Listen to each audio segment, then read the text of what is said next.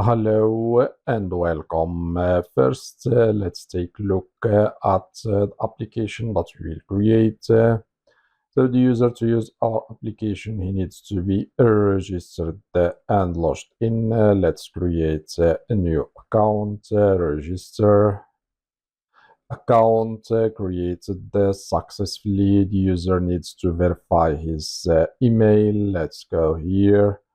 So here we have the verification link. Let's click on verify email address. And now the email has been verified successfully. We are in the home page. So the user will upload an invoice and we will use the Hugging Face to analyze and extract the text from our invoice and store it inside our database. Let's see a demo. If we move to the upload, here we can generate a random invoice to test up. Let's generate it. Here is our invoice. We can now use it here and upload it, and once uploaded, let's see the invoice. So here is our invoice.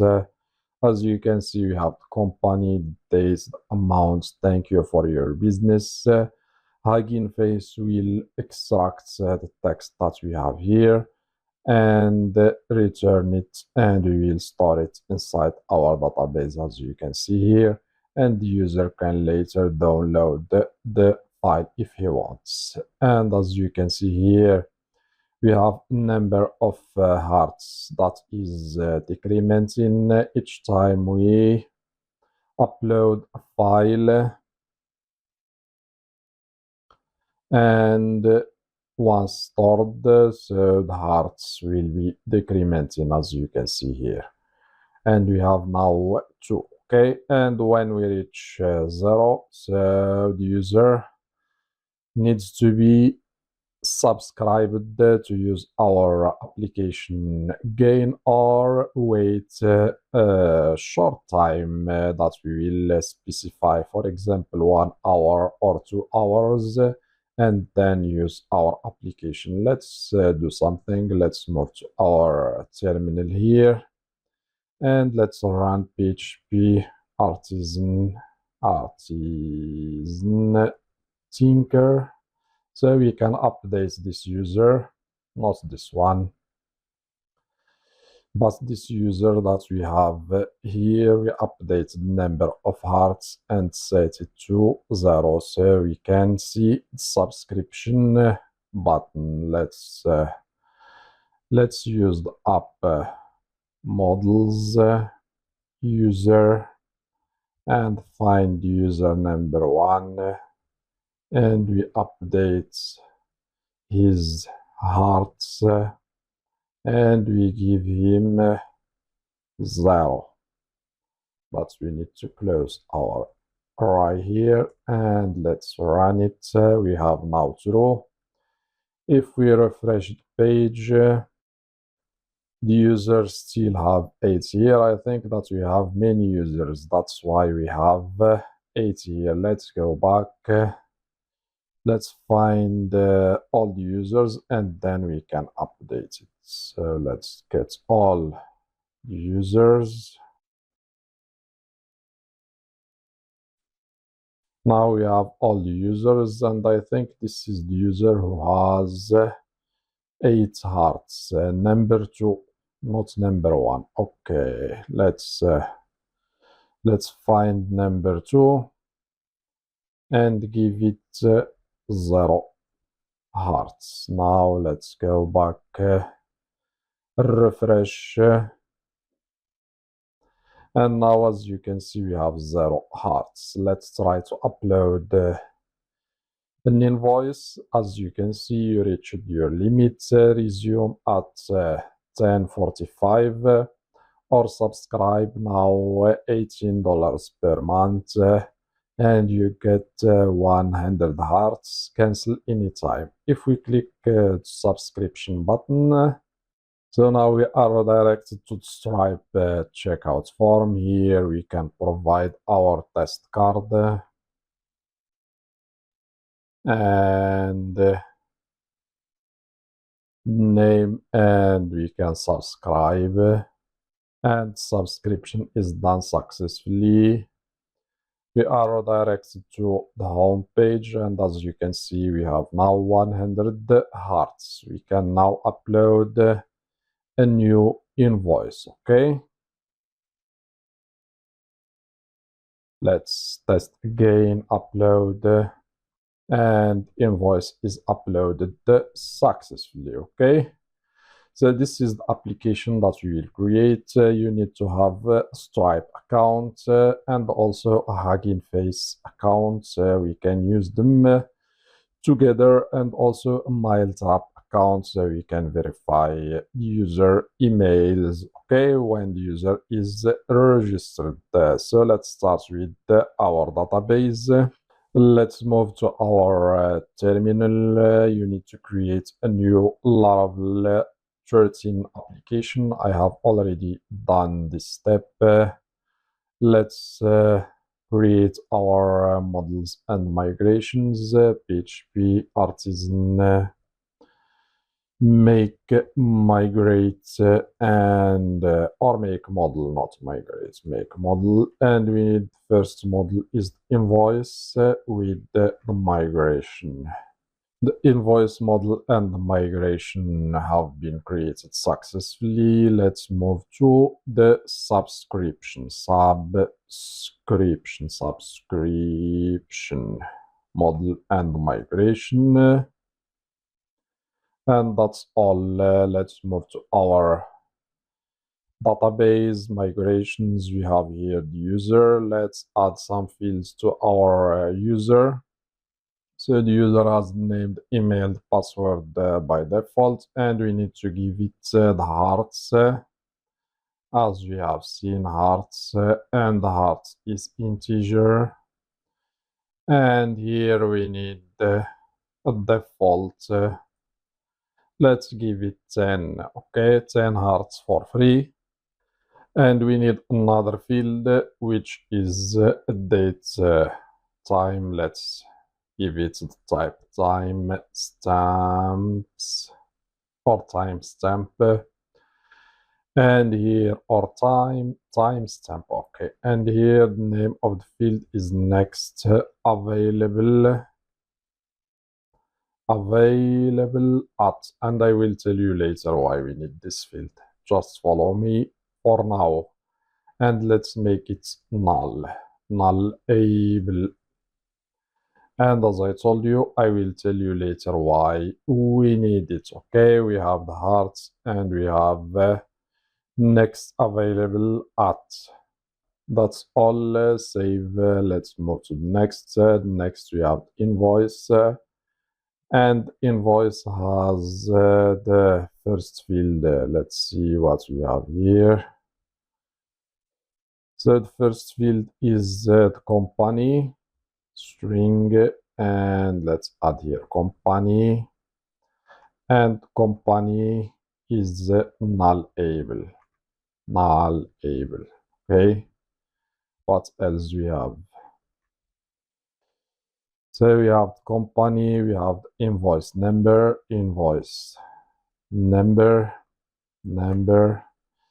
company invoice number, and we need also a date.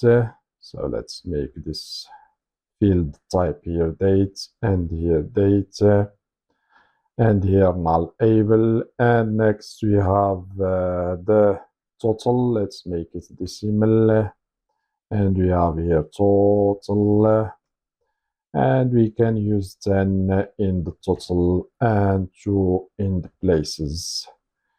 What else we have? We have currency, which is string, and we have also foreign, not foreign, but before the foreign we need file path, so we can store the file, and file path we can make it not null. What else we need? Now we need foreign key, which is the foreign user ID. So foreign ID, and we need here the user ID, okay? And we can use constrained and cascade on delete. Cascade on delete. If you add admin later and you delete user, you can delete his invoices. So we have the company invoice number, we have the date, and we have also the total, and we have currency, and we have also the file path and foreign ID, which is the user ID. Let's move to the next. The next is subscriptions. Same thing. Let's go back to our invoice. We need the user. Let's copy only this two and paste here. We need the user ID, which is foreign K. And same thing, cascade on delete. And we need first field is Stripe subscription ID. So we need to store here Stripe subscription ID, and this field is unique. And we will see that in action later when we reach Stripe payment. Next, we need another field, which is Stripe customer ID, which is the user ID, customer ID. And this field is not unique. Let's remove the unique from this fields. We have Stripe customer ID, and the type here is string, and also here string. And we need also Stripe price ID, and you will see that also soon when we reach the payment. Stripe price ID, and it's string, and we need also status of subscription, if it is active or cancelled. And we need also another field, which is the current period, and which is the end of the subscription, the date of the end, and this field needs to be null. And we need also the cancelled at, if it is cancelled. But we will do something when we cancel subscription, we will delete it, so no need to keep it. But if you want to keep it, you can keep the records and check the status. You will find that the subscription is cancelled, and here you will have the date, okay? But in our application, when the user cancels subscription, we will delete it, okay? And we can make it also nullable. And here we have the time or the type, time stamp. So for the cancelled at, and also the current period end. So these are all the fields we need. We need Stripe subscription ID. We need also Stripe customer ID, and we need the Stripe price ID, and we need that status, and we need current period end, and we need cancelled at. As I told you, this is optional. You can add it or remove it. Just later, if you want to improve the application, you can add the cancelled subscriptions, or you can keep them. And also we need the user. So I think that's all. Now what we need to do, we need to migrate our database, PHP artisan migrate. And we are done. Okay, now we have migrated our database. Next, we need to move to the model relationships. So let's move to our models. Let's check here inside our app models. We have invoice. Here inside invoice, we don't have any relationship. We have, let's add field level array. Let's copy. So since Laravel 13, now you need to define the field level array using this class. Not like we have done before using the field level array, which is the property that we define, protected field level, and we add array. Now we need to use the field level class. And also all the way of defining field level array is working. If you want to use protected field level, you can use it. It's working also, okay? Let's copy and paste here, but I think that this approach is better. So we need the user ID. What else we need? We need company. What else we need? We need invoice number. And we need also the date, the total, and currency, and file path. Okay, so these are all fields that we need. But we need also to import the field level. Don't forget to import the field level class, because to use it, you need to import it.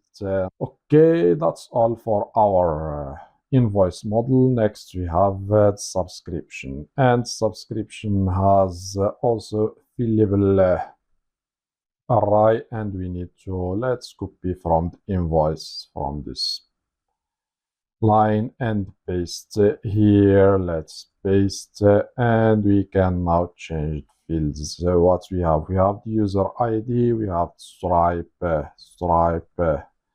session, or not session, but subscription ID, Stripe subscription ID, and we need also Stripe customer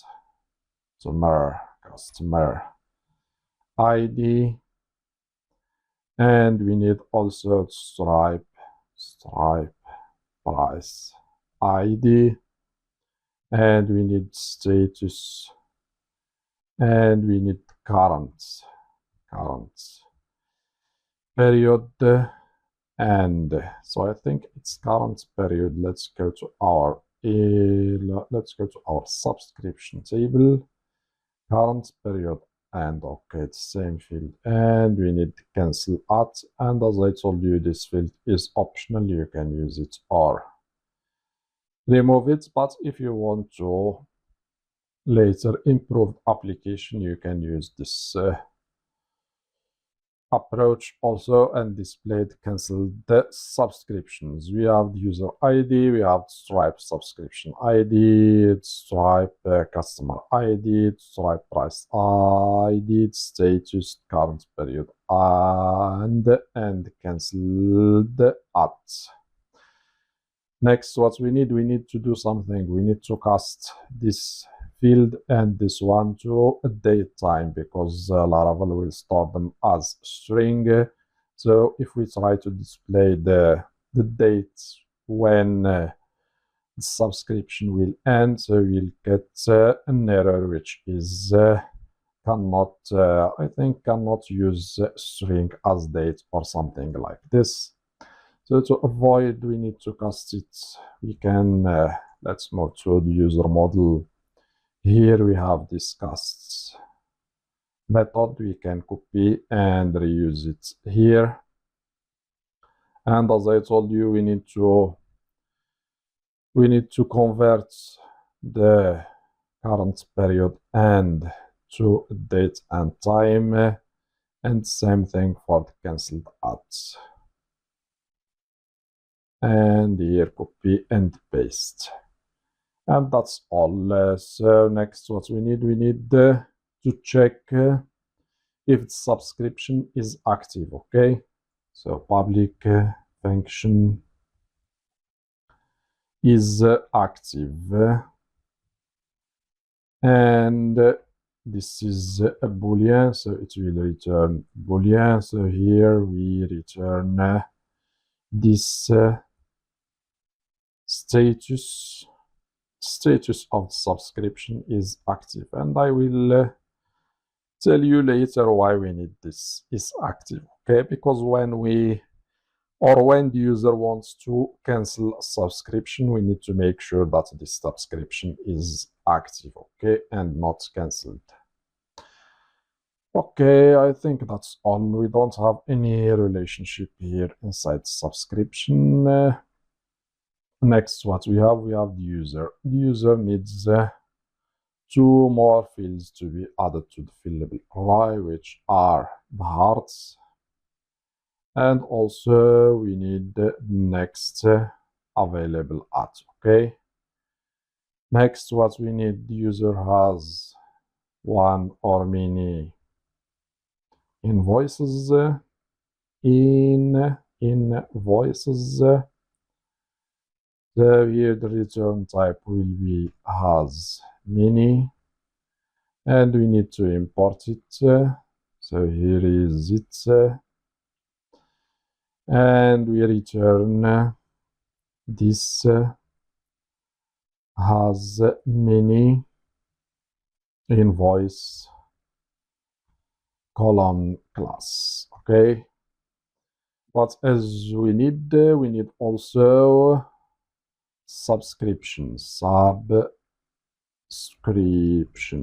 this user or only subscription, because we will, as I told you, remove canceled subscriptions. If you want to keep the canceled subscriptions, you can use subscriptions and use here has many subscription, okay? If you want to keep it canceled, so you can get all subscriptions and display them, the canceled and also the active. If you want to display only the active, we can use only has one, okay? Because we will delete the canceled subscriptions, as I told you.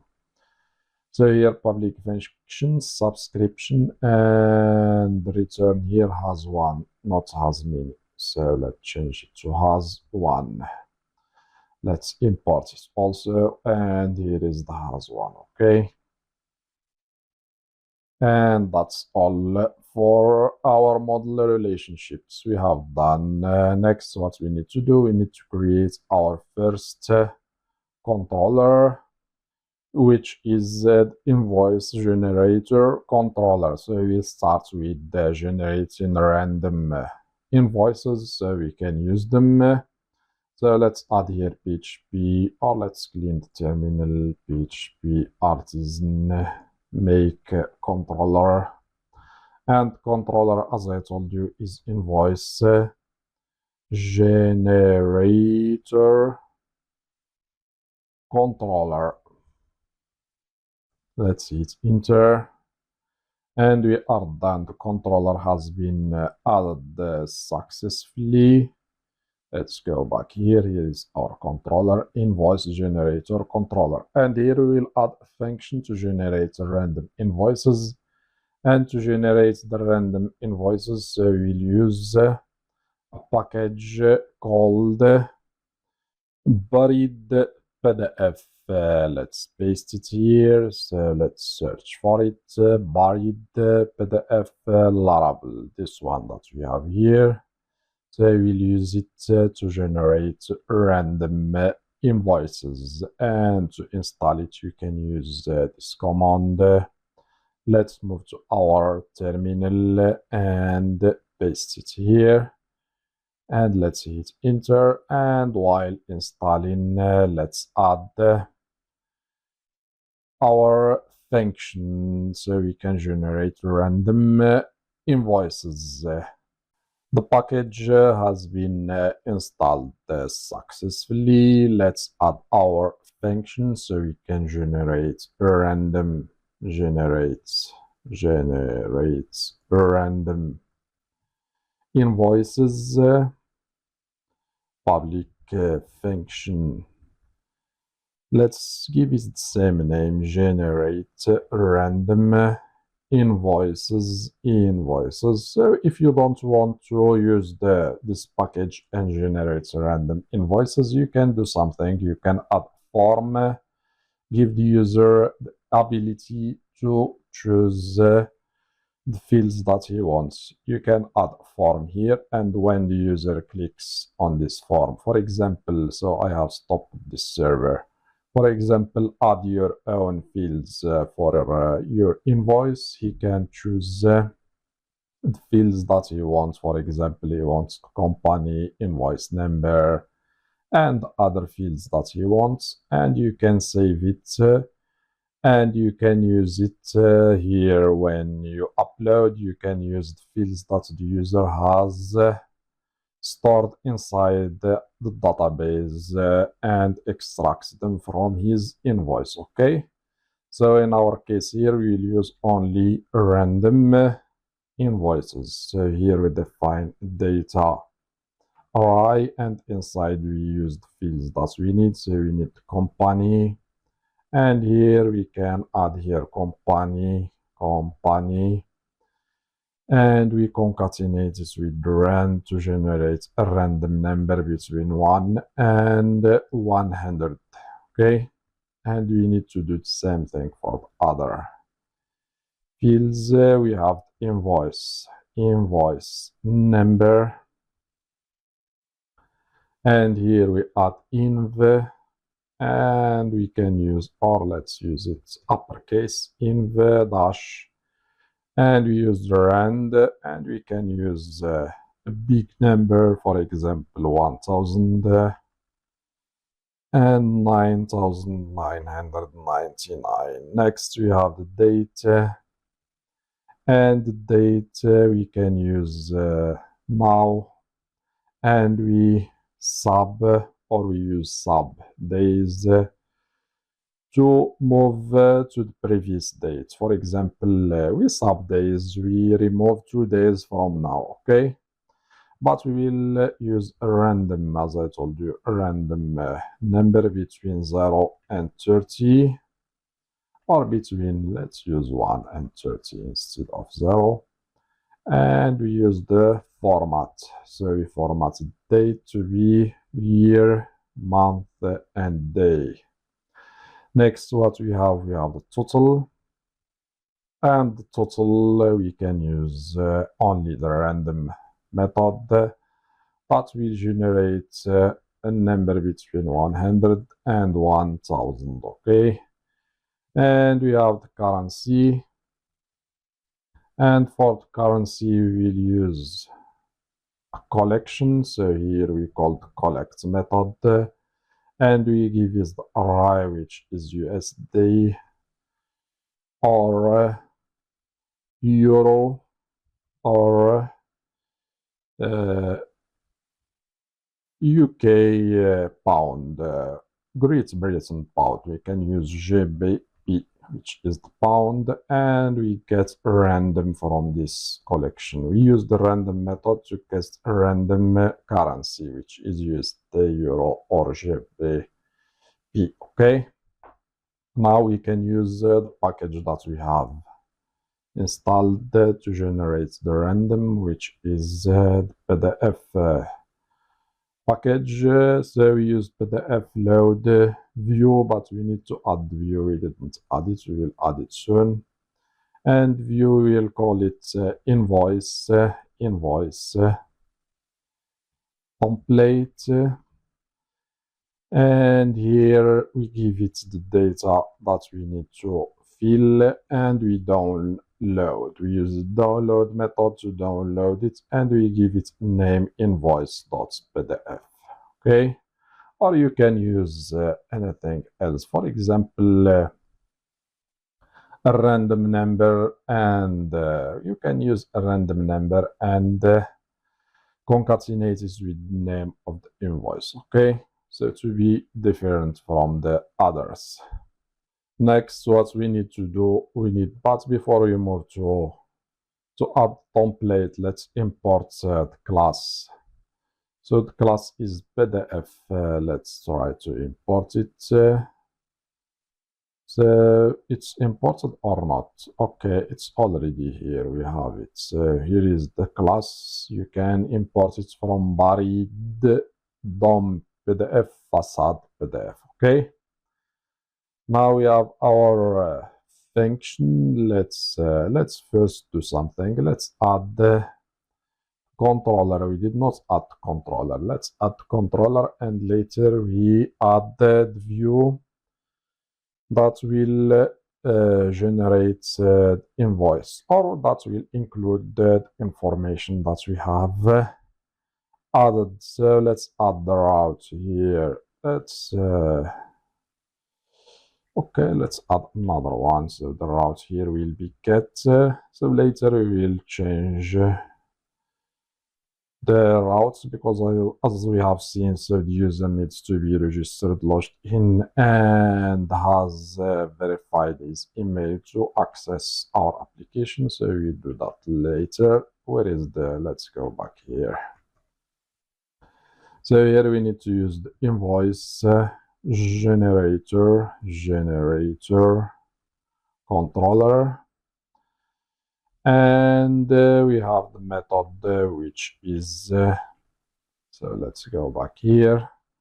The method has the same name, generator, and the invoices. So here let's add semicolon, and we need to import our invoice generator controller. Okay, now save. Let's go to our views. As I told you, here we need to add inside the resources views, we need to add view to generate the invoices. So here let's add it and use the blade.php. Let's add the HTML structure, and here so for the title we don't have title. Let's remove all of this, and here inside the body let's add each one, and each one let's add here invoice. And here what we need another p tag, and inside p tag we add strong tag, and inside strong tag we have the invoice number. So the invoice number, we will get it from here, this invoice number. Okay, next what we need another, let's add here after the p tag hr, and here we need another div, and let's add inside this div, let's add company, and company here will be same thing, the company that we have defined. And let's add other, so we need more divs, this one, so this one will be for the dates, and we can use the same thing. So here dates, this one will be for the amount, and amount in our case will be, let's add first the currency, and here, so here currency, and here the total. So the amount in our case is the total that we have defined here, and we need also the currency. Next what we need, let's add another hr here, and a message. Let's send a message to our user. Thank you for, or thanks, or thank you for your business or something. In a message you want business, so just a random message. Okay, and we need also, so let's add some styles to our file. So here let's add style tag. Let's organize this to be clear. So here we have style. Let's give some styles to our body. Let's give it font family, and let's use Arial, and we can use also, what else, Helvetica sans serif. Let's use only sans serif without the Helvetica. And what else we need? We need font size. Let's give it font size. And in our case, let's use 14 pixels. What else we need? We need a color. Let's give it dark color. And that's all for our body. We need also niche one styles. So let's use only font size. And we give it 24. 24. Next, what we have the HR. And let's give it also a border, and border 1 pixel, solid, and color is CCC, which is gray or light gray color. Also we have, let's give this div that we have here class, let's give it a class row. Same thing for this one and this one. Okay, and we can use now this row class. Let's give it margin of 10 in the top and bottom, and 0 in the right and left. Okay, let's save. So here is our invoice template. So here we have everything we need, but here we don't need this $sign. Let's remove it. Okay, we have invoice number, the company, the date, currency, the total, and the message. Now what we need to do, we need to add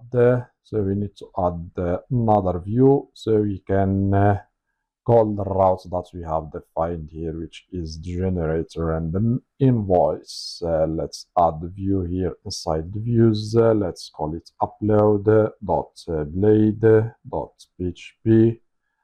And for now, let's add only a link that will call the method. So where is sometimes the emit takes a long time. So we can use the route that we have defined, but we did not give it name. Okay, let's give it name here.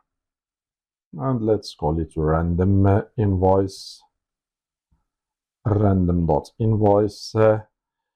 And now we can use this random.invoice here, invoice to generate, let's add here, generate random invoice to test the app. Generate a random invoice to test the app. Now we need to add a route to display this upload, but for now let's only use it inside our home page route. Let's go back here. Let's go to the home page, hit enter, and here is our link. Let's generate a random invoice to test the app, and here is our invoice. Let's open it. Here we have the invoice number, what we have added here. Okay, invoice number, the company, the dates, the amount, and thank you for your business. Okay, so now we have done with the generating random invoices. Next, what we need, so before we upload and we extract the text from the invoices, we need to add the registration and login, and also we need to verify the user emails, and we will use Laravel 45 to do that. So let's do that now. Let's install Laravel 45. You can move to docs and search for 45. And once you are in this page, you can copy this command to install it. Let's copy and move to our terminal and paste it here. And let's wait until it's done. Let's close the files that we don't need for now. And it's installing. The package has been installed successfully. Let's move to the docs again and copy this command and paste it here. Hit enter and we are done. Let's go back here. Let's copy this one and paste here, and let's wait until it's copied and we hit enter and we are done. Okay, now we have installed Laravel 45. Next, what we need to do, let's start with the registration. So here is the registration. Now we can use this part of the code to register a user. So here we call the register view function and we return the view so the user can register. Let's move to 45. Service provider, and here inside the put, so we have here this methods or only one method, which is put, and here we are using class 45 to call this methods and the rate limiter. So we can do the same thing. So we use 45 and we call the method the register view and we return the view that we will create soon. Okay, let's save. Let's go to our views here. Let's add a new folder. Let's call it auth. And inside we need the register.blade.php. And to add the form of the registration, just follow this link, GitHub Laravel. You have this package which is Laravel. We need to use it. So here we have src. Let's move to src. Here we have the auth folder. Let's move to bootstrap stubs. And inside the auth we have here the register. Just copy what we have here and paste it here. Okay, now we have the registration form, but in our case we don't have this file which is the app inside layouts. Let's add it inside views, layouts, and inside we need the app.blade.php. okay, let's add default structure of our file, which is HTML. For the title, let's give it Laravel EI invoice generator. And what else? Or let's not generator, but scanner. Laravel EI invoice scanner. And we need also so we will use Bootstrap to style our application. So here we don't have. Okay, let's search for Bootstrap. Bootstrap 5. And here is Bootstrap. Let's move to the new version of Bootstrap. Here we have the docs. And here we have the first link to the CSS file. Let's copy and paste it here. We need another one for JS file. So here is it, this one. Let's copy from here and paste here. Next, what we need also font awesome, so we can add icons. Let's search font awesome or font awesome CDN, so we can copy the tag to include the file. Let's copy it from here and paste it here. Now we have font awesome. We need also the data tables, so we can display the table data tables data. Where is the tables? So here is it. So what we need to do, let's check so where is the installation here? So let's click here. So here is installation. All we need to do, let's check the N here. So for Bootstrap 5, and we have the first link, this one.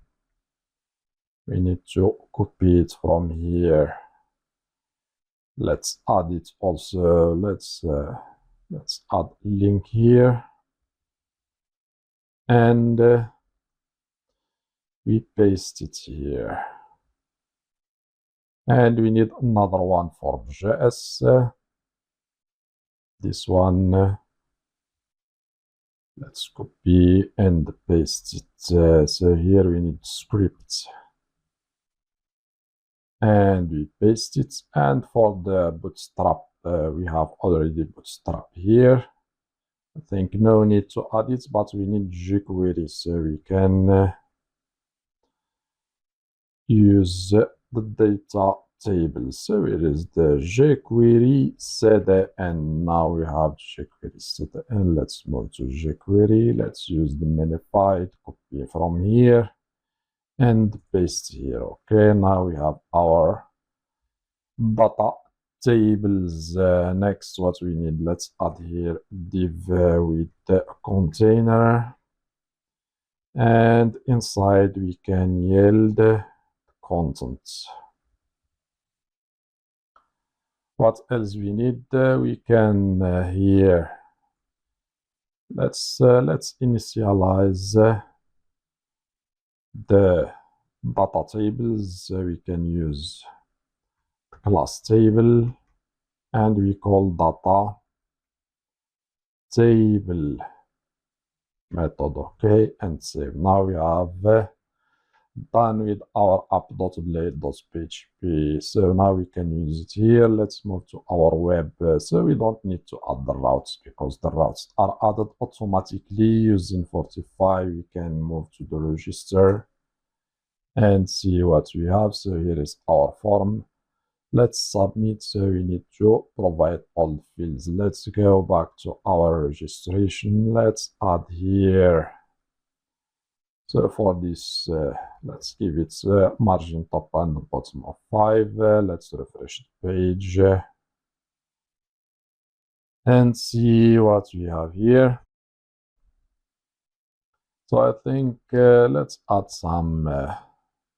So for the register here, let's make it. Let's add each. Let's add each 4 and add title, which is the register, refresh, and let's change it, or let's make text into center, and this each 4, let's give it a class margin top of 2, save, let's refresh and see.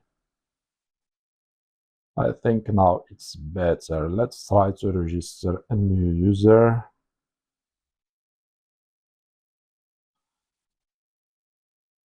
Let's check the validation messages if they are showing or not. So the password field must be at least 8 characters. Okay, so the validation is working.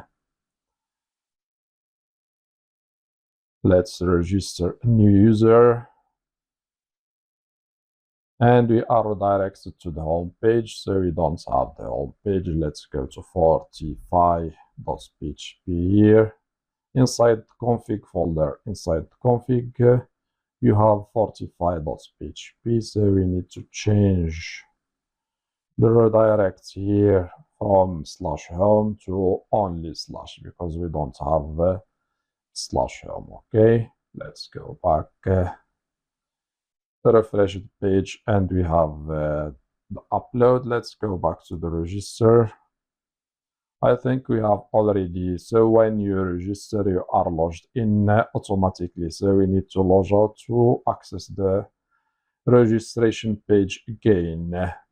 Now what we need to do, we need let's first let's add a navbar and display the currently logged in user with the logout link, and later we will move to the login. Okay, Let's move to our views folder. Here we have layouts. Let's add another file. Let's call it navbar.blade.php. So we need here the dots. And let's find a navbar inside the Bootstrap website. So here let's move to docs. Let's search for navbar here. We have this navbars. So let's see what we have here. I think we can use any one. Let's use the first one that we have. Let's see, we have this one. Okay, let's copy and use it. So copy from here and use it here. Let's change the class here from so navbar expand and here bg body. Let's use navbar dark and bg dark. What else we have? Let's include it so we can see what we have. Let's include it here.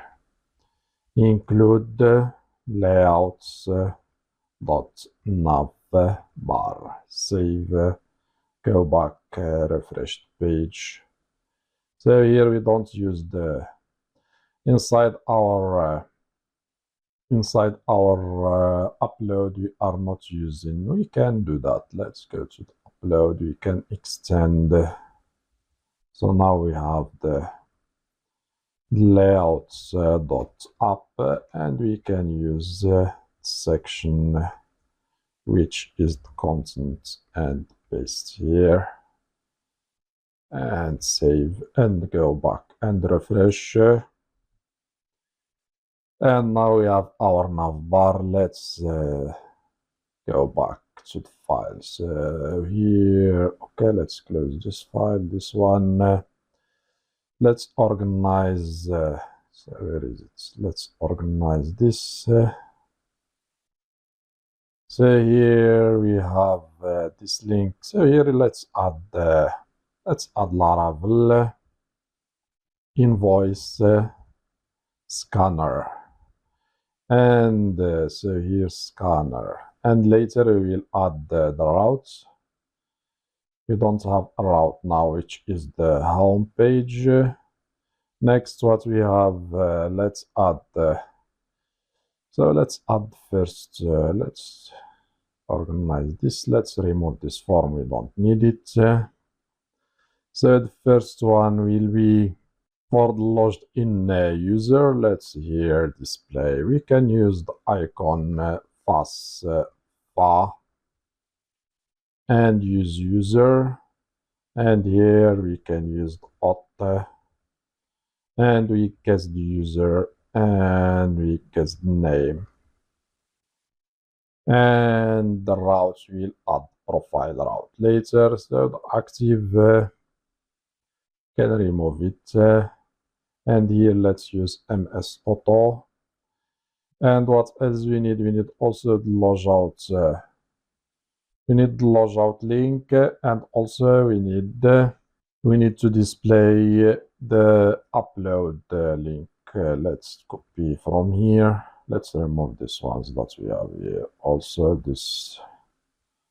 So let's remove everything we have here and keep only this one. So here, as I said, it will take us to upload. Let's use the upload. I think they have an upload icon.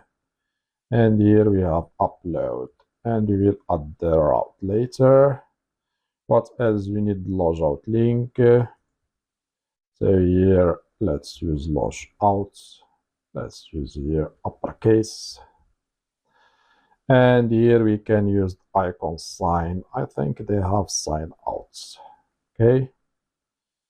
So these 2 or 3 routes will be available only if the user is logged in.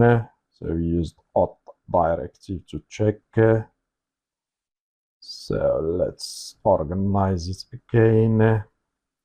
Save. Let's go back. Now the user is already registered and logged in. So as you can see, we have some, we have upload, and we have logouts. But we need also to display number of hearts. We did not display the number of hearts. Let's copy this one and paste it here and display the user hearts.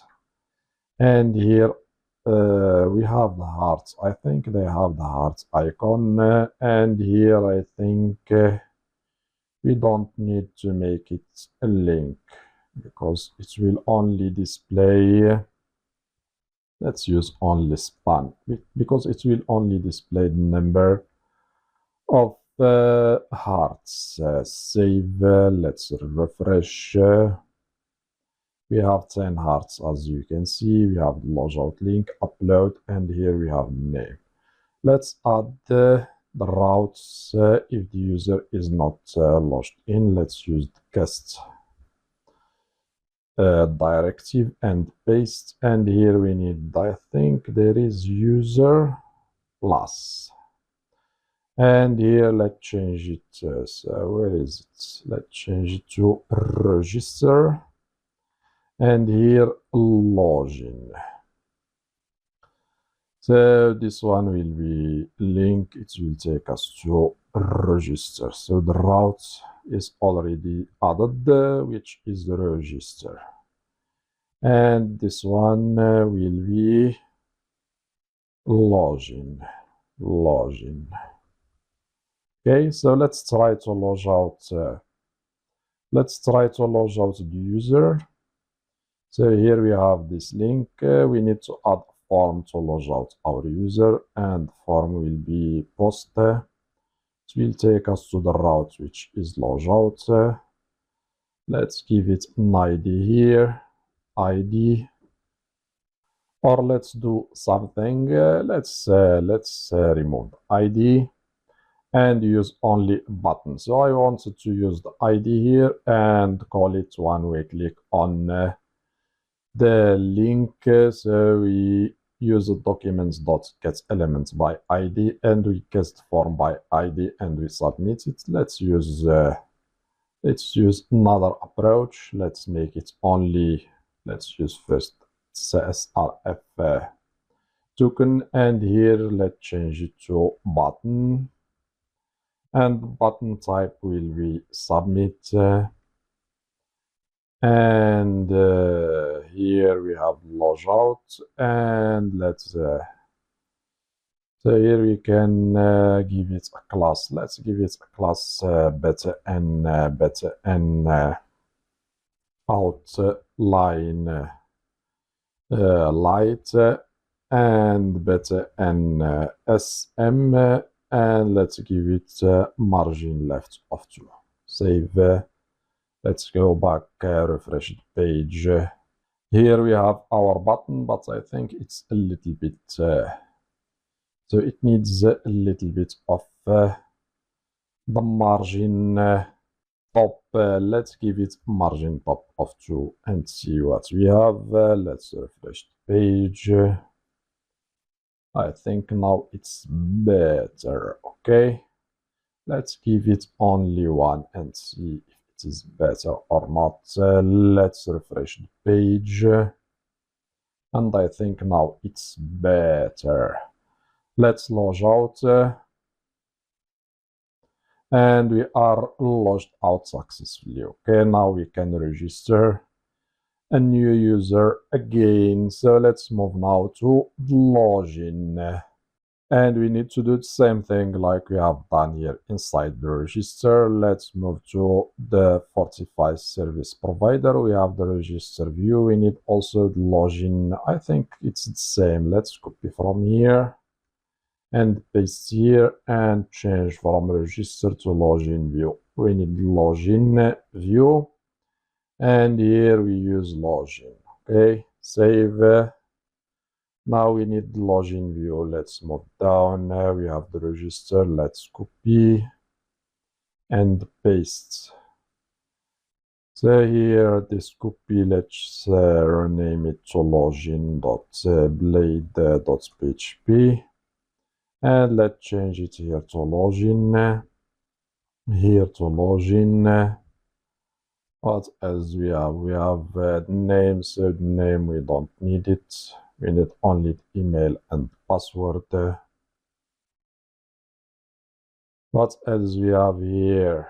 We have email, we have password, and we don't have, or we don't need confirm for the password. Here, let's change it to login. Save.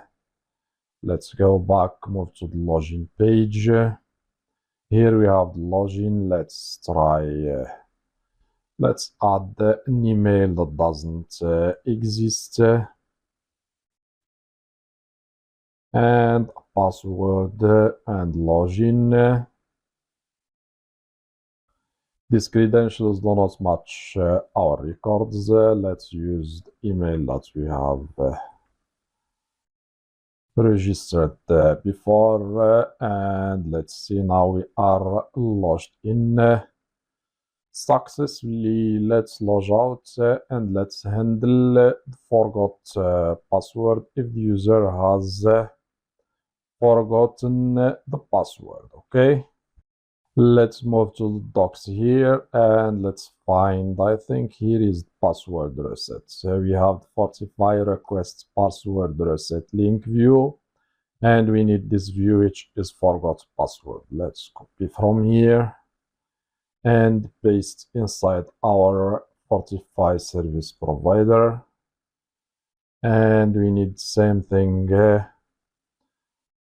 for the resetting password. We have the reset password view. So this one will only send link so the user can follow the link to update his password. And here we will display the form so the user can update his password. Let's copy and paste here, and we need this reset password. Reset password form that takes the request as param. Okay, let's start with forgot password. Let's copy from here and paste. Let's move to our auth. Here we need to paste it and use blade.php. And we need same thing for the other one, which is this one, reset password. So not inside the provider, but inside the auth folder. Now we have these two files. Let's start with the first one, which is the reset password. So here we will have the reset password form. So I think here inside passwords we have the reset, this one. So this one is for resetting the password. Let's copy. Here we have the reset password. Let's paste it here, and that's all. Okay, now we need this forgot password, and I think it's this one, which is the email. So here we send, we have the form that sends the reset link to the user. Let's copy from here and paste here. Okay, now we are done. Okay, let's move to our browser. So here let's move to the login page and the registration. So we need to add, let's add footer here. If the user is already registered, we redirect him to the login page, and same thing, if he doesn't have an account, we redirect him to the registration page. Let's start with the register. Let's see, here we have the register. Let's find, so here is the card body. Let's find here, or let's add div and add the card footer and bg white, and also the flex, the, where is it, the end flex, and we need also the flex column inside. Where is column? So we need here column, and inside what we need to do, inside, as I told you, we add a link, we give it the class text dark, and we tell our user, so let's add first the route here, which is the login, and we tell our user already have an account, and here we add login. Okay, let's remove space, save, let's refresh. Here is our link. So if we click here, we arrow directs to the login page. Now we need to do the same thing for the login. Let's copy from here. Let's close this file. And let's move to the login. Let's find that closing tag of the card body. Paste here. Let's check, or let's change to register. And here, let's change the message to don't have an account. Let's change it to don't have an account. Register. Save. Let's go back, refresh. Click on the link, we arrow directs to the register, and here we arrow directs to the login. Let's add another one, as I told you, this one. If the user forgot the password, so here forgot your password, and here we need the route, which is, I think, let's display the routes PHP artisan route list, and see what we have here. Let's find the password. So here the password, I think this is a get, but this one, so to get, we need, I think, the password forgot. Where is the password forgot here? So here we have this one, password forgot password. Okay, let's copy, but I think this one will display only, so the password request will display only the form. Let's paste it here and save. Let's refresh and see if it is working or not. Let's click on forgot password, and here we have our form, which is the reset. This one forgets password. Let's add here margin top and bottom of 5, and same thing, let's add here h4 with margin top of 2, and paste here, save. Let's go back, refresh the page. Reset password. We can make here the text center if you want. Go back, refresh, and now it's better. We need to provide an email, and we send, so we send the password, so we can't find password reset link, so you can't find the user with that email address. Now to send email, we need to use the mail trap, and you need to register a new account, and once you are registered, you have here the sandbox, the demo inbox. Click on the link, and here you have how to use this or the credentials to use the mail trap. So in our case, we will use PHP, and we will use Laravel 13. So use Laravel 9 plus, which means 9, 10, 11, 12, and 13, and copy from here. And please use your own username and password. Okay, don't use mine, because I will receive your email. Okay, so use your own to receive the email. So here we have in file. Let's move down.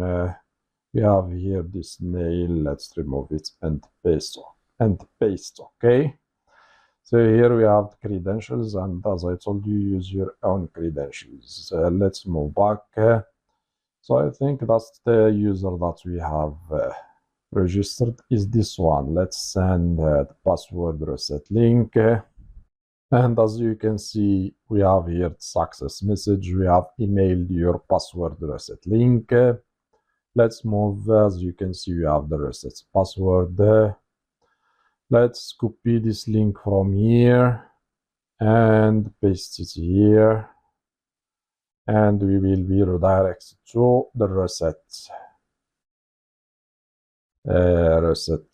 password form that we have added, but I think it's taking a long time, which means that we have something wrong. So as you can see here, undefined variable token, which is the token that we have here. So this is the token, this one that we have here. So let's move to our sets password. So here we have, let's first add the margin top and the bottom of 5.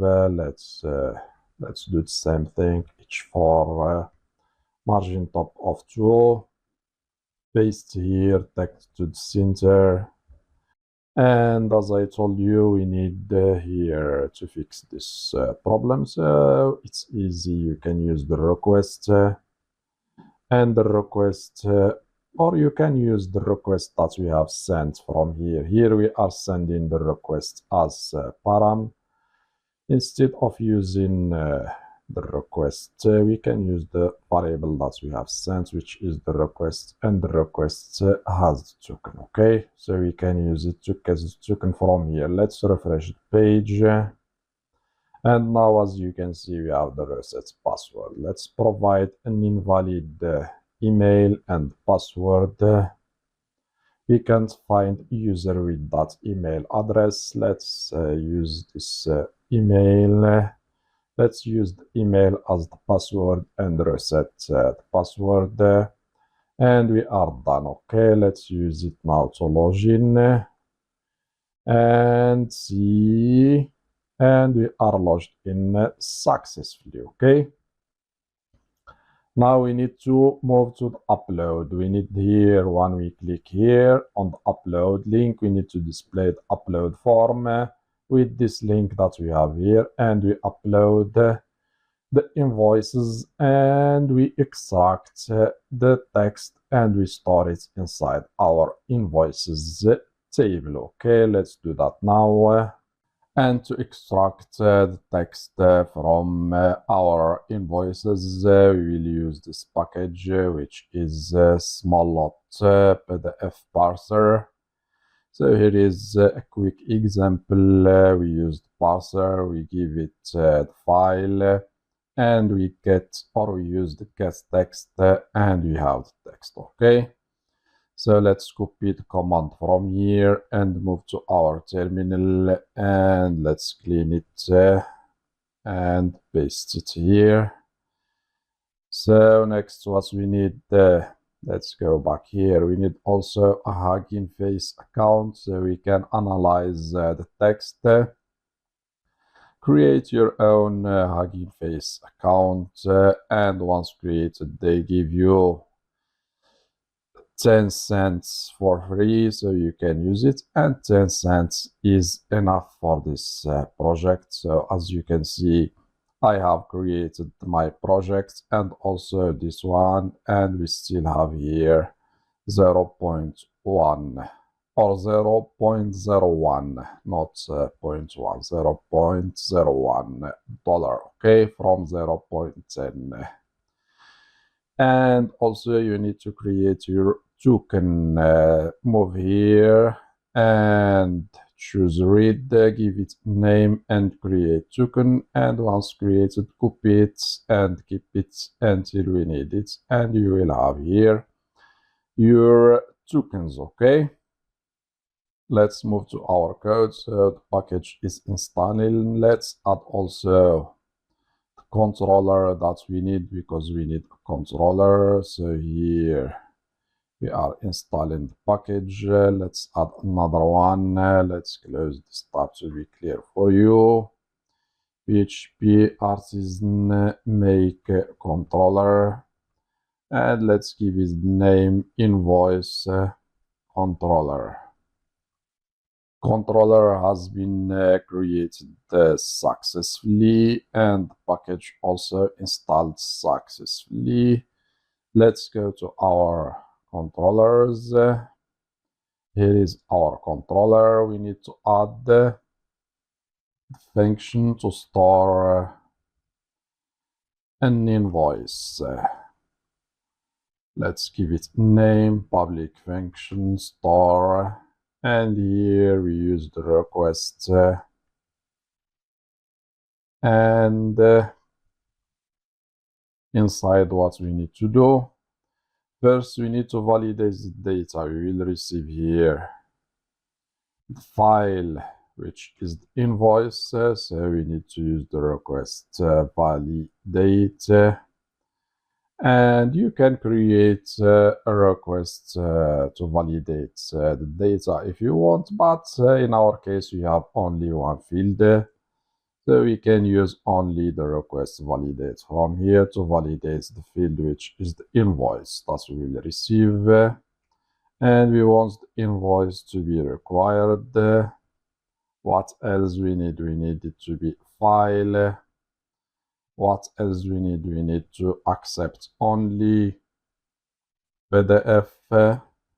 And what else we need? We need, let's give it max of, for example, 5 megabytes. Okay. What else we need? We need to get currently logged in user because we need it. Can get it using the auth user. And also we need to define variable, let's call it the path. And this is the path where the invoice will be stored. Okay, so here we use the request file and we receive the file which is the invoice and we store it. We store it inside our invoices folder.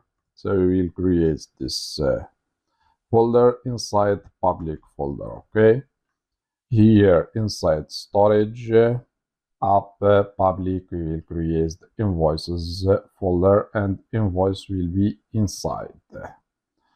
Next, we need another variable, let's call it full path, and this variable will return full path of our invoice using storage disk, which is public, as I said. So the folder invoices will be inside the public folder, and we cast path and we give it the path that we have defined here. Okay, so here we will have the full path of our invoice, and we need to import storage from Illuminate support facade storage. Okay, this one. Now we have stored file and we have the full path to our file. Let's define variable and call it text, and we will add a function that will extract the text from our full path, which is the path of our file. Okay, and we need also the data. So the data will be what we have inside our invoice, which are accompanied, what is the amount, the invoice number, and other fields that we need. So here we will add another function that will analyze the invoice, and this one takes the text, which is the one that we have received from our function, which is extract text. Okay, next, what we need to do, we need to store the invoice. Let's define here a variable invoice and use the invoice model, and we create our invoice.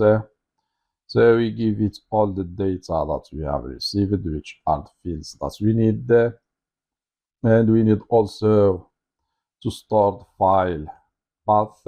Let's go to our invoice table.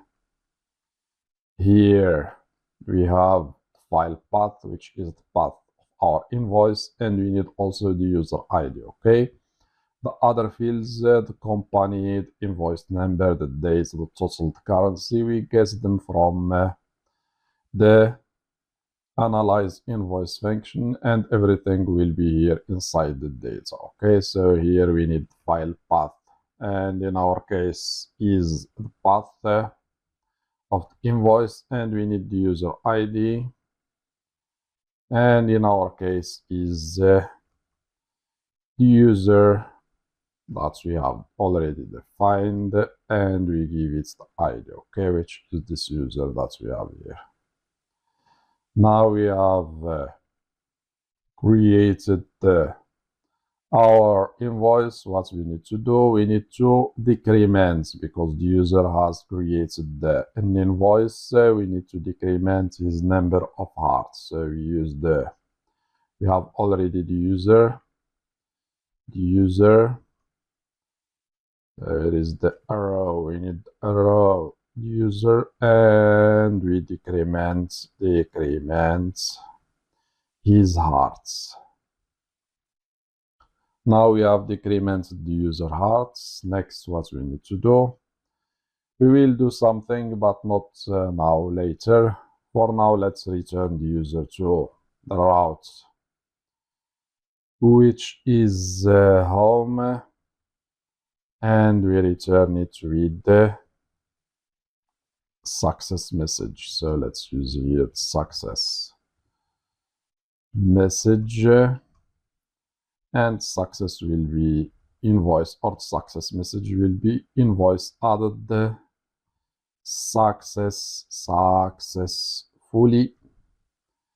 and here we need invoice, and then I will tell you later why we need this invoice added, which is the invoice that we have added here. So for now, just follow me, and later I will tell you why we need this invoice added, okay? Now what we need to do, we need to define this function, which is extract text. Let's define it and make it private, and name is extract text, and it will receive string, which is PDF path, and here what we need to do, we need to return and use new, like we have seen here. So the same what we have here. So we use the parser and we parse the file, okay, to get the text. So here let's add parentheses first and use new parser, and new parser, as I said, has the method. Well, let's check the docs what we have here. So here we have the parser, so it's the same thing, new small lot PDF parser, same thing like we have done here, okay. So here we need a row, here is the row, here is the row. So we call the parse, as I said, parse file,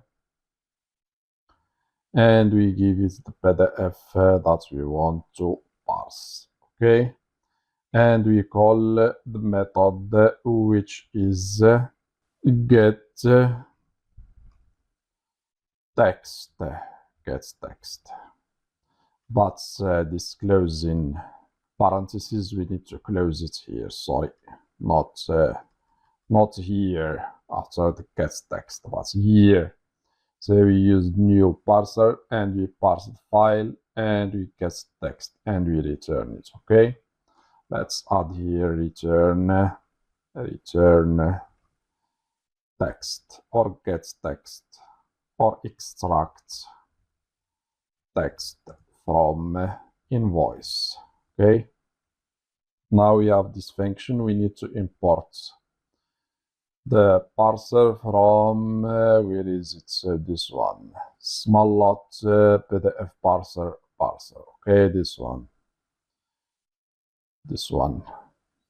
Now we have extracted the text. What we need to do, we need to add the second function, which is analyze invoice. Let's move down, and here private function analyze invoice. It will take string, which is text, that it will analyze, and let's add here command analyze the text using Hugging Face. Okay.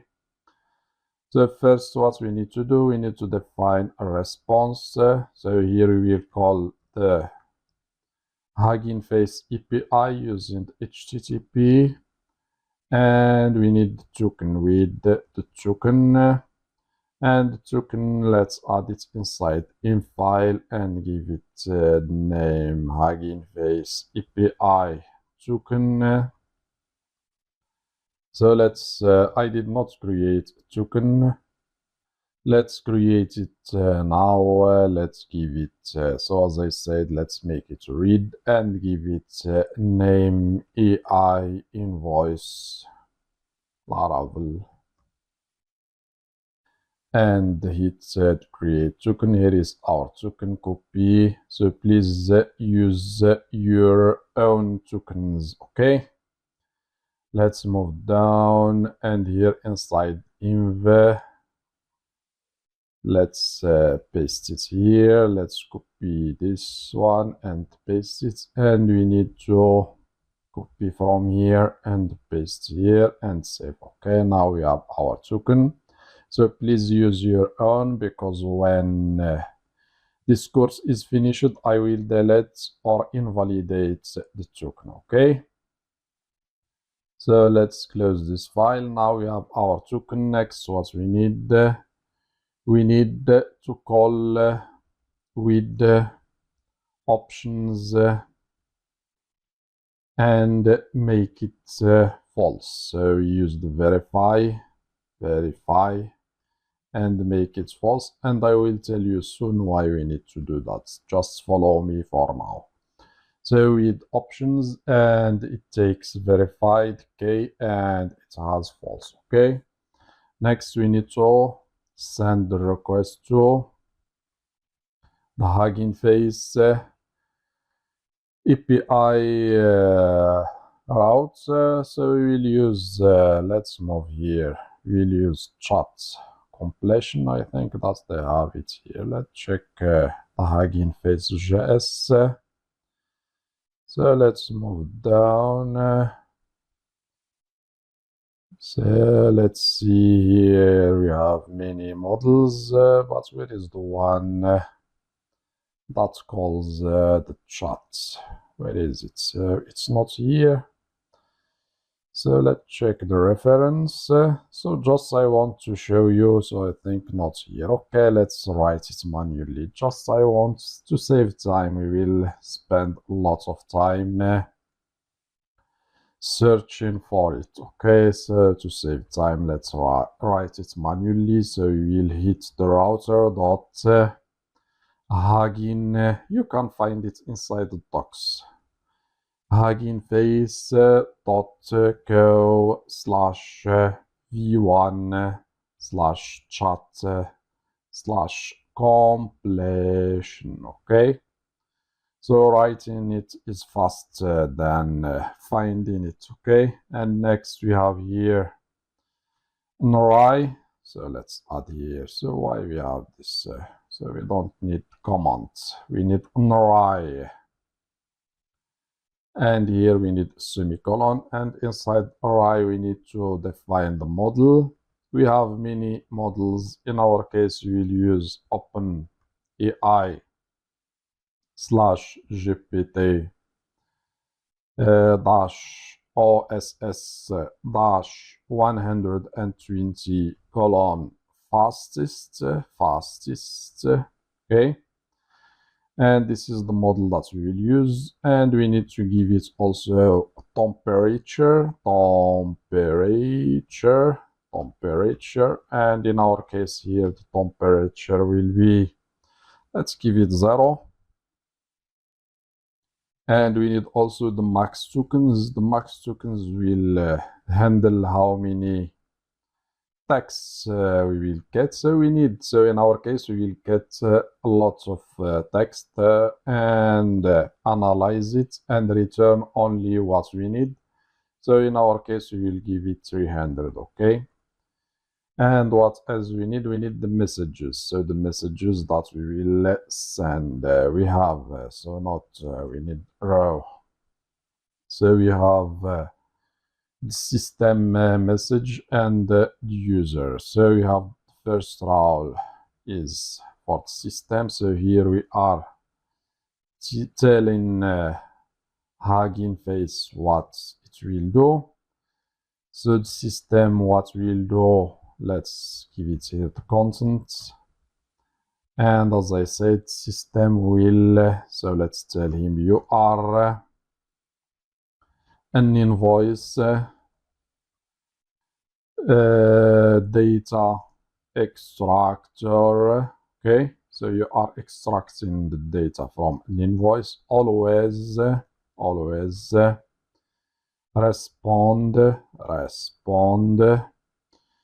with valid JSON. Okay, so we tell him to respond only using valid JSON, no explanation or markdown. Okay, so to not add any explanation,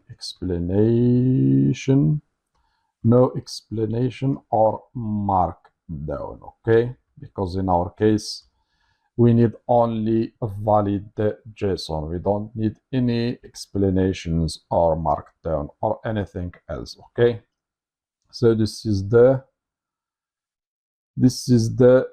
message for our system. Next, what we need another one. But before we do that, let's add here.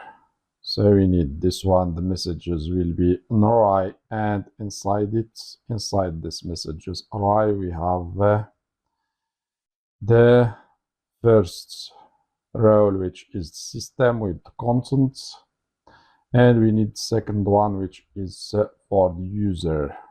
So here we have the user, and the user prompt will be, so the user is telling our Hugging Face API to extract. So we tell him to extract the company, the fields that we need. We need the company, the invoice number from the invoice.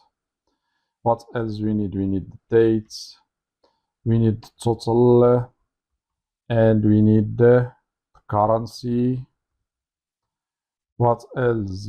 From this invoice, and return only a JSON object.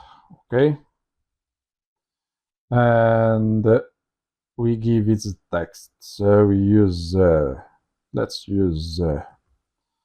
break the line and use the text. So we give it text. Let's use first curly braces and give it text, which is the text that we have received here, this one. So we tell him to extract the company, the invoice number, the date, the total, as we have seen here. Let's do that again. Let's generate a random invoice. So if you forgot, let's refresh the memory. So we tell him to extract the company, the date, the amount, the invoice number, and that's all. That's what we have here.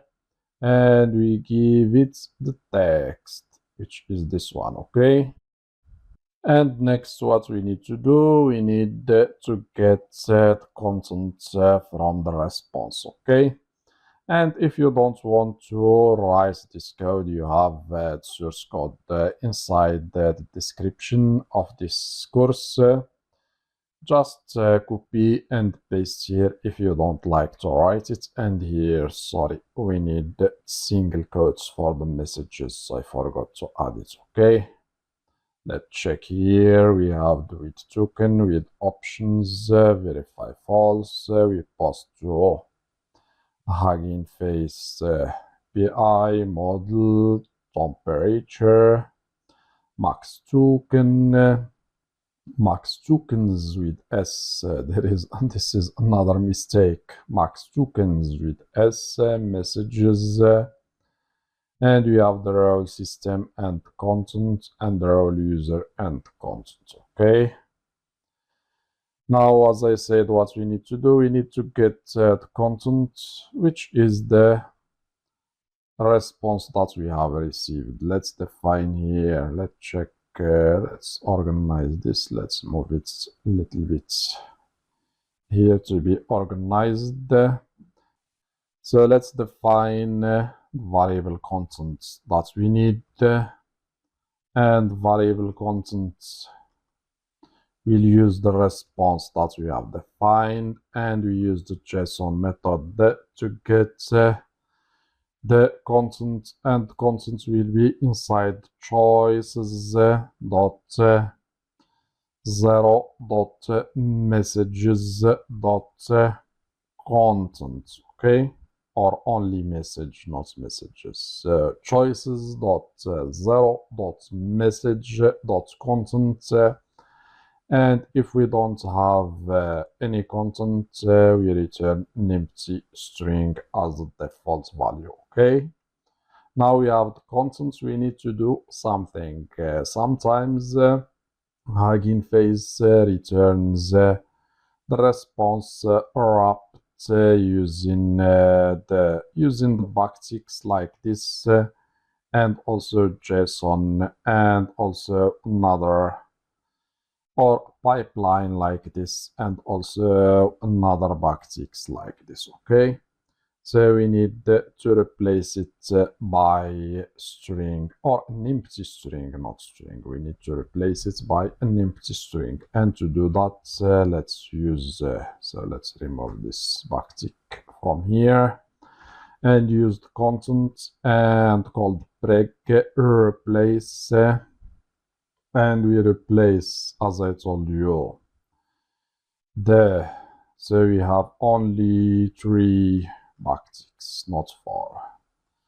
So we have 3 backticks, JSON, pipeline, and 3 backticks. Okay, and we replace it by an empty string inside our content. In case Hugging Face returns this, as I told you, this backticks with JSON and pipeline. Finally, we return the response that we have received. So we return JSON decode, and we decoded content. Let's first stream it, and we return second param as true, so we can return here an array. And if not, if we don't have anything, we return an empty array. Okay, if we don't have anything inside the content, we return an empty array. That's all. So save. Now we are done with our controller. We have added store. We will add index function when we reach the home page.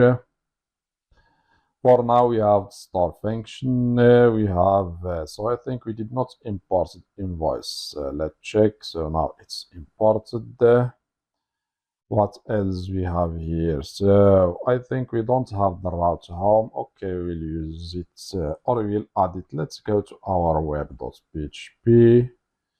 So let's give this one for now name home, and later we'll add the home page. What else we have here? Now we have added the route home, and that's all. So we have imported, and also you need to import HTTP from Illuminate support facades HTTP. So don't forget to import all of this.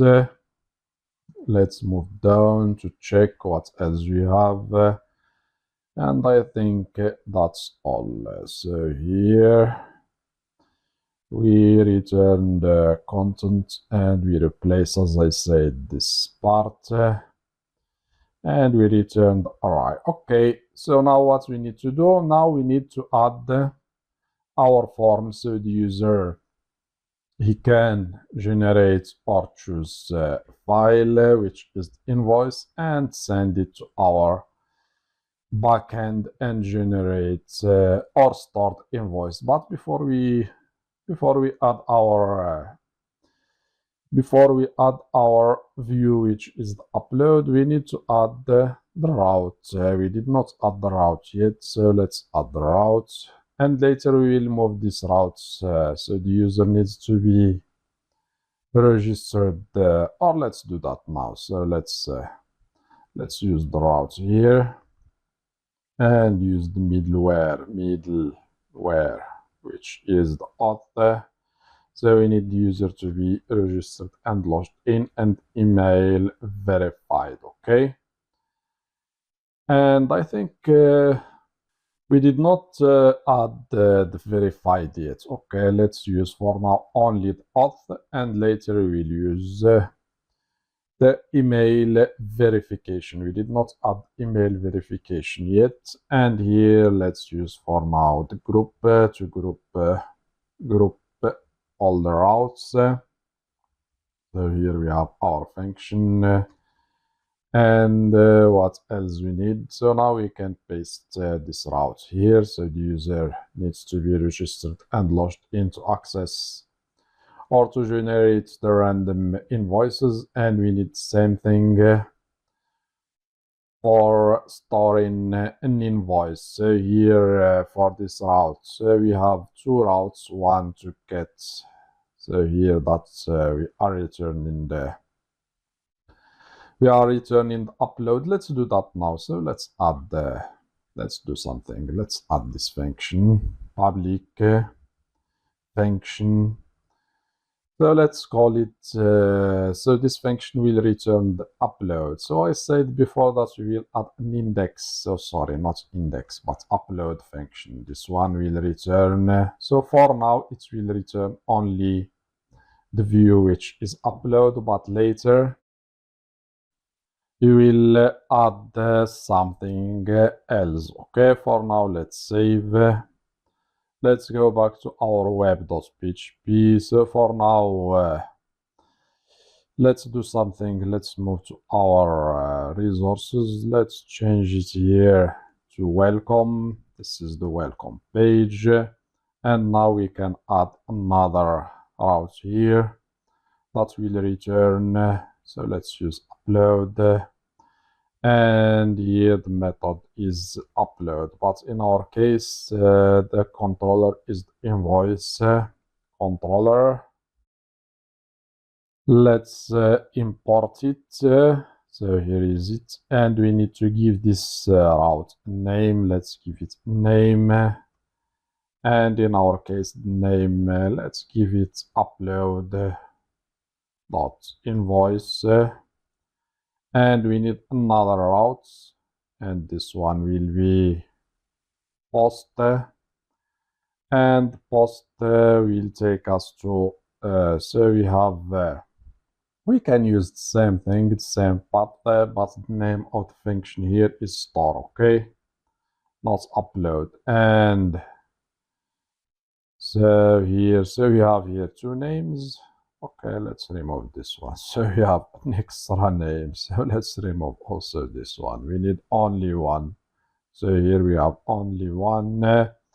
So upload.invoice, and here we can use store.invoice. Okay. So I think that's all for now. These are all the routes that we need, but later we will add more routes. So here we generate the random invoice, and here we use upload, and here upload. Okay, so now if we try to access the upload, so as you can see, we arrow directs to the login page. Now what we need to do, we need to add the upload form like this, and we upload file to our API routes that we have added, not API, but to our Hugging Face API routes that we have defined inside our function. Okay, let's do that now. Let's move to our resources folder. So here we have the upload. Okay, let's I think we need only one field. Let's see here. So inside let's use the forgot password. So here we have only one field which is the email, so we can use the same thing. Let's copy from here and paste inside our upload. And now we have the content here. Let's change it to upload an invoice. And what else we have? So we need so here we don't have status, but we will add the alert messages later to display the success message. And here the route will be store dot invoice, and method is post, and we need CSRF token, and we have only one field, as I said, which is the invoice. Here let's use invoice. What else we have here? Email address we can use here, so we can use invoice or anything. And what else we have? So here the input ID, let's give it invoice. The type is file. We can use the form here, form control, and we can use the validation error messages. In our case here we have invoice, and what else we have? So the value here we don't have value, and old value, let's remove this, and also let's remove this required and auto focus. What else we have? Same thing here, let's change it to invoice, and here the button we can use so the button we can use upload. Okay, and we need other link, or the link that generates, so we can use link here and give it class beta and outline danger, and here it will take us to the route that we have already defined, which is random dot invoice, and inside let's add here generate. What we need, generate random invoice to test the app. Okay, save. Now we have our upload form. Okay, we need to be registered and logged in to access it. So I think I forgot the name of the users that I have created before. Let's check if this user exists. So this user doesn't exist. Okay, let's create a new user because I forgot the users that we have created before. Register, and email has already been taken, so which means that this user already exists. Okay, so I forgot the password. We can use any name, any email, and any password. Register, and we are registered and logged in. As you can see, we have here this. So this is the welcome page from Laravel. So we don't have dashboard. Let's move to the upload and see our form. So here is our form, upload an invoice. We have here invoice upload. So let's do something. Let's remove this label, so we don't need it. Okay, so no need to add label. Let's remove this ID also here. What else we have? Not here, but here we have this link. So the link is, let's see, so we have the card body. Okay, let's use a card footer and add link inside. So let's add the div here with the card footer, and we paste everything here. Let's go back, refresh the page. And we have here generate random invoice to test, but we have the input field has been moved to, where is it? So here we have to call MD6, and here we have the button. So let's take the whole width, refresh. So same thing. Okay, we can do something. Let's make it 6 and MX auto. Save. Let's go back, refresh.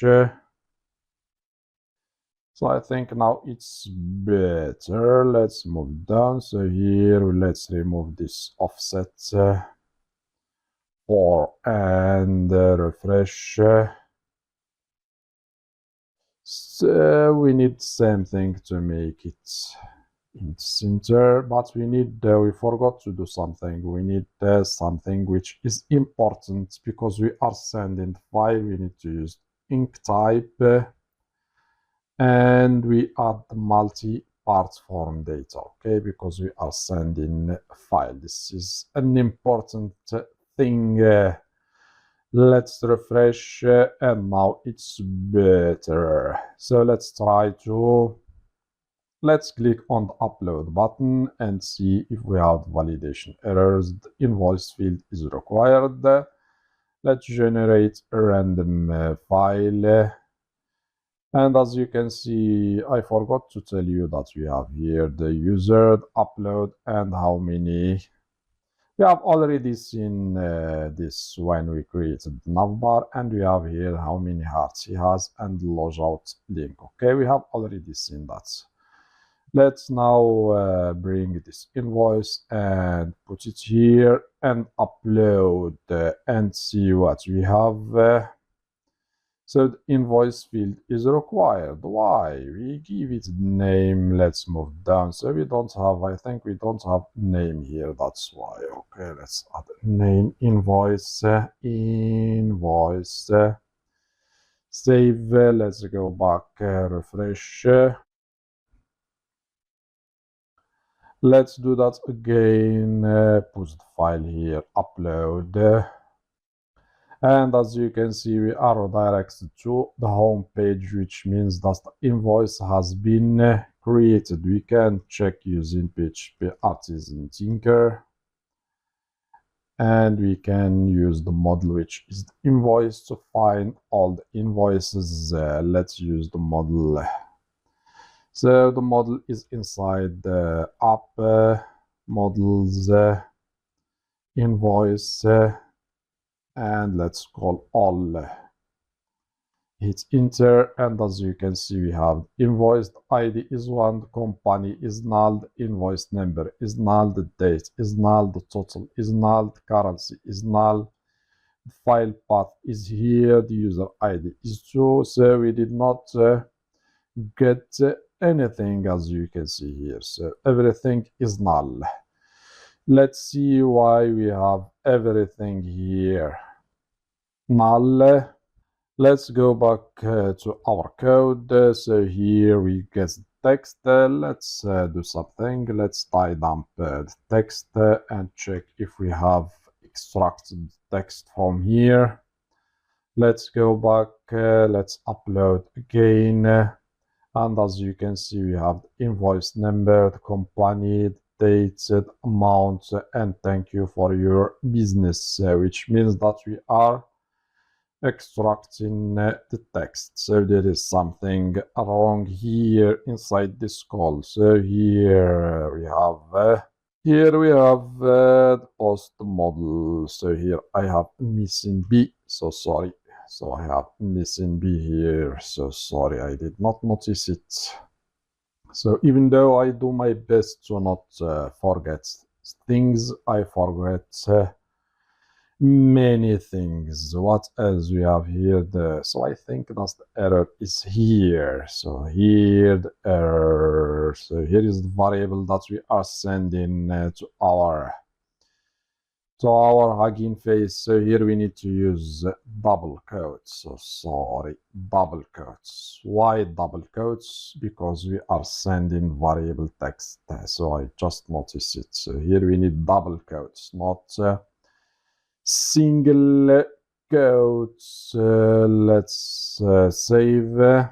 Okay, so I think that's all. This is the mistake. So the mistake was here and also the B that we have here. So I think the other things are correctly done. Okay, let's go back. So let's refresh and send again.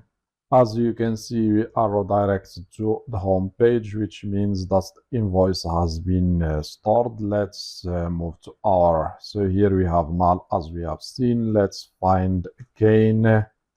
And as you can see, we have the company, invoice number, the date, the total, the currency, and file path, okay? Which means that we have so this one, as you can see, has null, null, null, and this one has the right data that we need, okay? Now we have stored our invoices successfully. I told you before that I will tell you why we need to use the verify false here. So we need to tell our application to not verify SSL certificate because here we are not using an SSL certificates. We are in local development, so no need to verify it. If we don't do that, so it will try to verify the SSL certificate and we will get an error, okay? So that's all. Let's do something. If you want to check the content that is returned, we can do something. We can dump the content also here and check it. We have already checked the text. Now let's check the contents that we receive. Let's go back to our upload and let's bring this file. And as you can see here, the number of hearts has been decremented each time the user uploads an invoice. The number of hearts is decrementing. Let's try to upload this new one. And as you can see, we have the company, the invoice number, the date, the total, and the currency. Okay, from line 82 inside invoice controller, this one that we have here. Okay. Let's save it and move to next. And next we need to display the invoices inside our home page here. Okay, so let's do that now.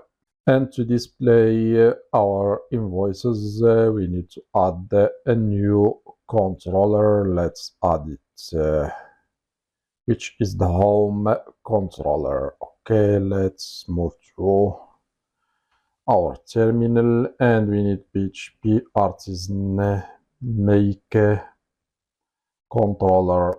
Let's call it home controller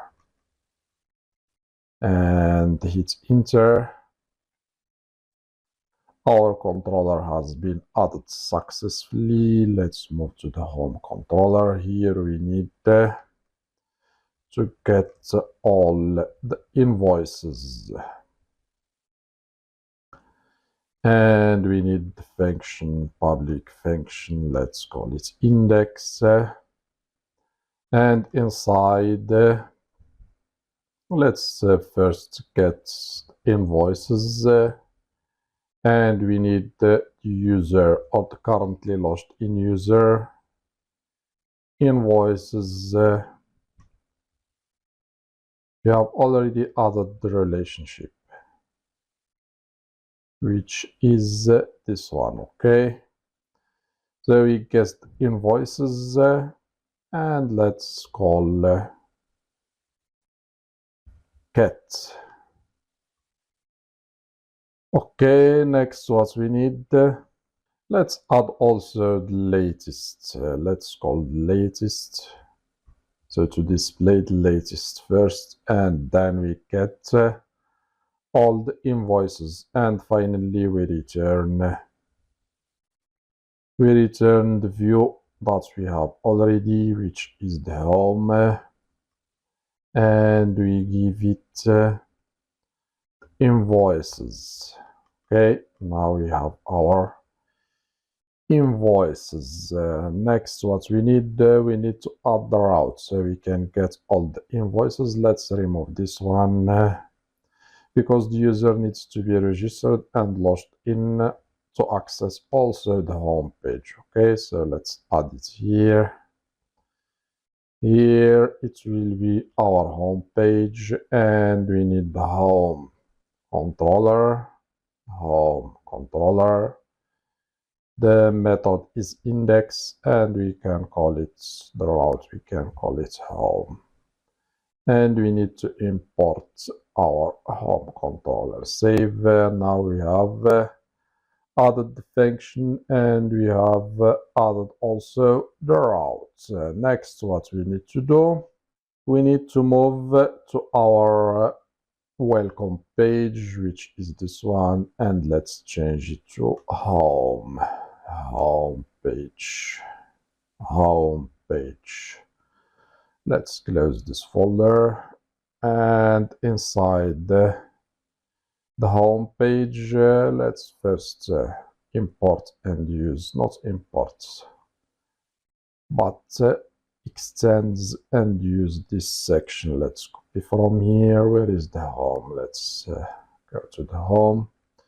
Let's remove and paste. And we need also to end section, which is the content. And we need, let's see what we have here. Let's copy this part, I think. Let's go to our app.blade.php. So we have already the container here. Okay, so now we need to add container, or since we have added container inside our pages, let's remove it from here. Okay, so let's use only the content here. Save. Let's go back and see if we, so here we don't have the home page. Let's go to the upload. Let's see, so same, we have the same thing. Okay, nothing changes or changed. Let's go back to our home page. Let's copy this part and paste it here. What else? We have 3 divs. We need, let's here, so keep it container. Let's add here the margin top and the bottom 5. We can keep justify content to the center. And here, let's give it 10 instead of 8.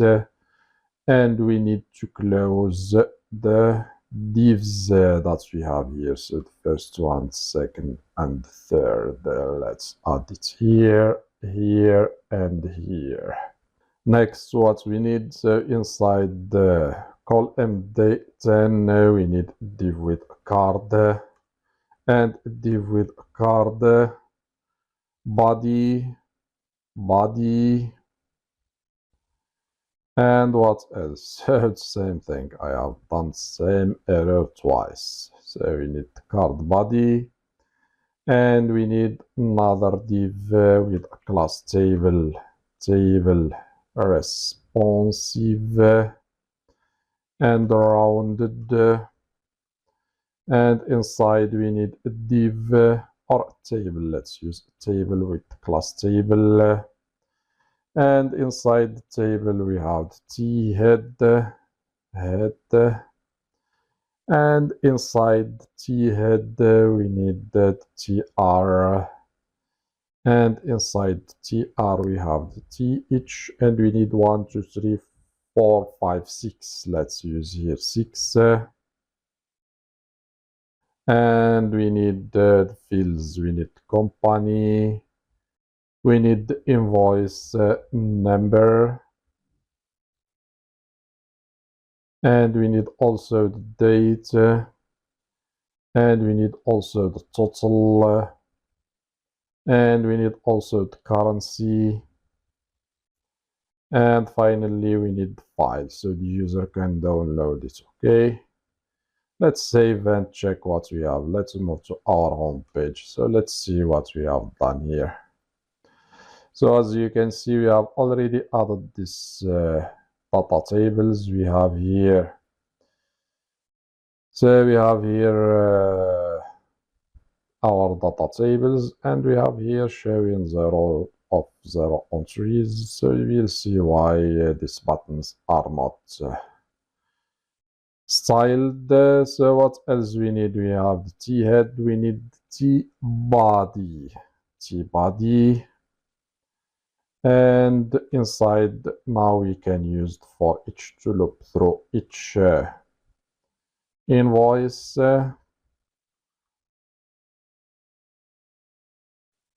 And now we can display the invoices. Let's add TR, and inside we need TD, and we need the 6 TDs. Let's start. What is the first? We have the company. Let's use here invoice company. And what else we need? We need also the invoice number, and we need also the invoice date. We need also the total. Let's paste here total, and we need also the currency. Here we have the currency, and we need a link so the user can download the invoice. Let's add here a link and give it a class text danger and font weight bold. And here we need so it will take us to href, it will take us to the asset. So we need to get the file from storage. Okay, so asset, and here we used storage slash, and we concatenate it with the invoice file path. Okay, and we need to do something. So let's move this down to be clear for you. So here we have href, it takes us to the file path. We have the class, and we need to add an attribute which is download, so the user can download this file. And here we can add an icon inside. Let's add here an icon, and we can use the e tag or the I tag with fast far, and we have here the download, and we use h5. Save. Let's see what we have. Let's move here, refresh, and as you can see, we have here our invoices. So the first one has null. We have already seen that. So this is the first one that we have added, and we had an error inside our function, so we got null. That's why we don't have anything here. And second and the third, as you can see, we have the same invoice number, the date, and the total. Let's add a $sign here for the total. So let's add here $sign, save. Let's go back, refresh. We have here the $sign, so here we don't have anything. And let's do something. Let's move to our terminal. Let's go back here. So the null is number 1. Let's remove it. Let's find number 1 and delete it, so to not have an empty invoice. So now it has been removed. Let's go back, refresh, and we don't have it. Okay, so now let's try to download this invoice. So it's downloaded, but the file is not available inside our website. Why? Because we did not link storage. Let's move here. We don't have storage here inside our public folder, as you can see, and we are using here. So here we are using our assets. So the asset looks inside the public folder for storage and files. So we need to link storage with the public folder. So PHP, or inside your terminal, run the command PHP artisan storage link. Okay, and we are done. Okay, now if we check our public folder, let's move to the public folder. Here we have storage, and we have now our invoices. Let's go back, refresh. Let's try to download the first one, and as you can see, now we have our file. Okay, here is the file or the invoice. Let's check why these buttons are not working. Let's move to our app.blade.php. What we have here, so we have Bootstrap, and we have the data tables for Bootstrap 5.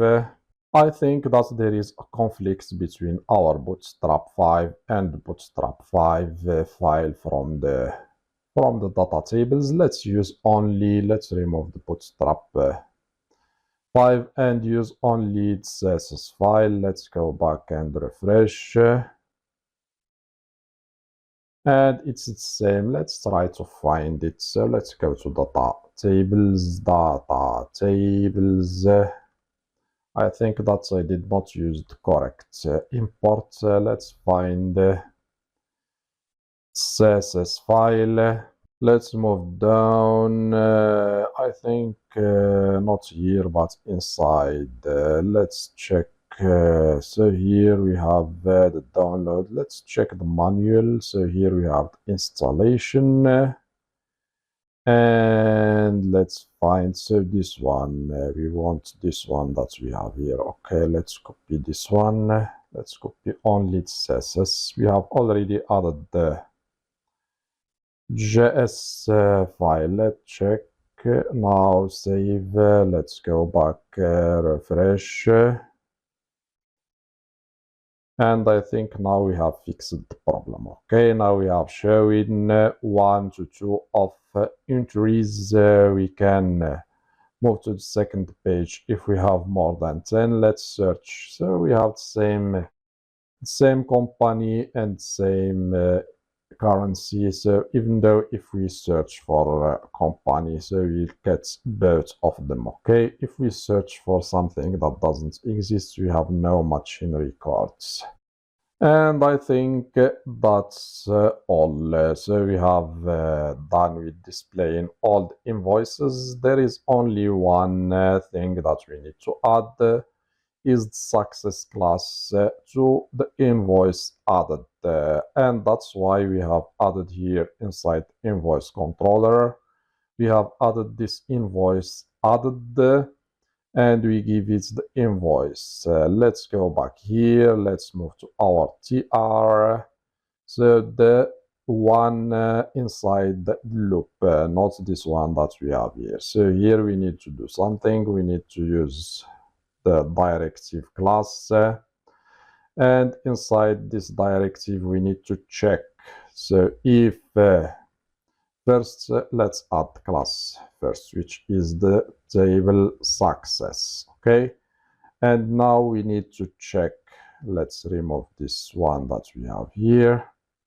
Now we need to check if we have session, and session has the invoice added,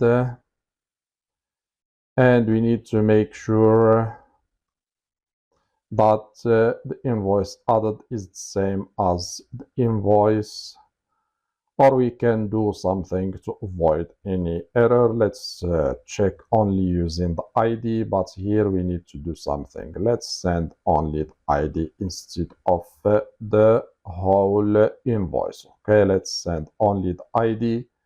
And here we check for session invoice added, which is the ID, if it is equal to the ID. If yes, we will add the table success class to our table. Okay, so let's go back to our table here, or our home page, refresh. Let's move to the upload. Let's try to upload, let's generate a new invoice. So let's use it here and upload, and invoice has been added, as you can see, and it has success, or the table success class that we have added here. Okay, and if we refresh, so the class will be removed. Okay, let's check for the company 46. So the search is working. Okay, now we are done with displaying the invoices. Next, what we need to do, we need to do something. We need, as you can see here, the hearts now is 3. So if the user reaches 0, we need to prevent him from accessing the upload. We did not add upload. Let's go to our navbar here and add links. So here we have the route, which is home. What else we have? Second one, so here the user, here the upload. Let's go to our web. So the route here is upload.invoice. Let's copy and use it here instead of home. What else we have here? Hearts, we have logout and registration and the login. Let's refresh the page. Move to the upload. So now we are in the upload page. As I told you, we need, once the user reaches 0 hearts, we need to prevent him from accessing the upload page. We will tell him that you have reached the limit and you need to wait until for example 1 hour from now, or 2 hours, or 3 hours, or upgrade, which means he needs to subscribe to a plan. And if he subscribed to a plan, he will get 100 hearts here. If not, he needs to wait until the time that we have defined is arrived, and then he can use our app again. Okay, so let's do that now.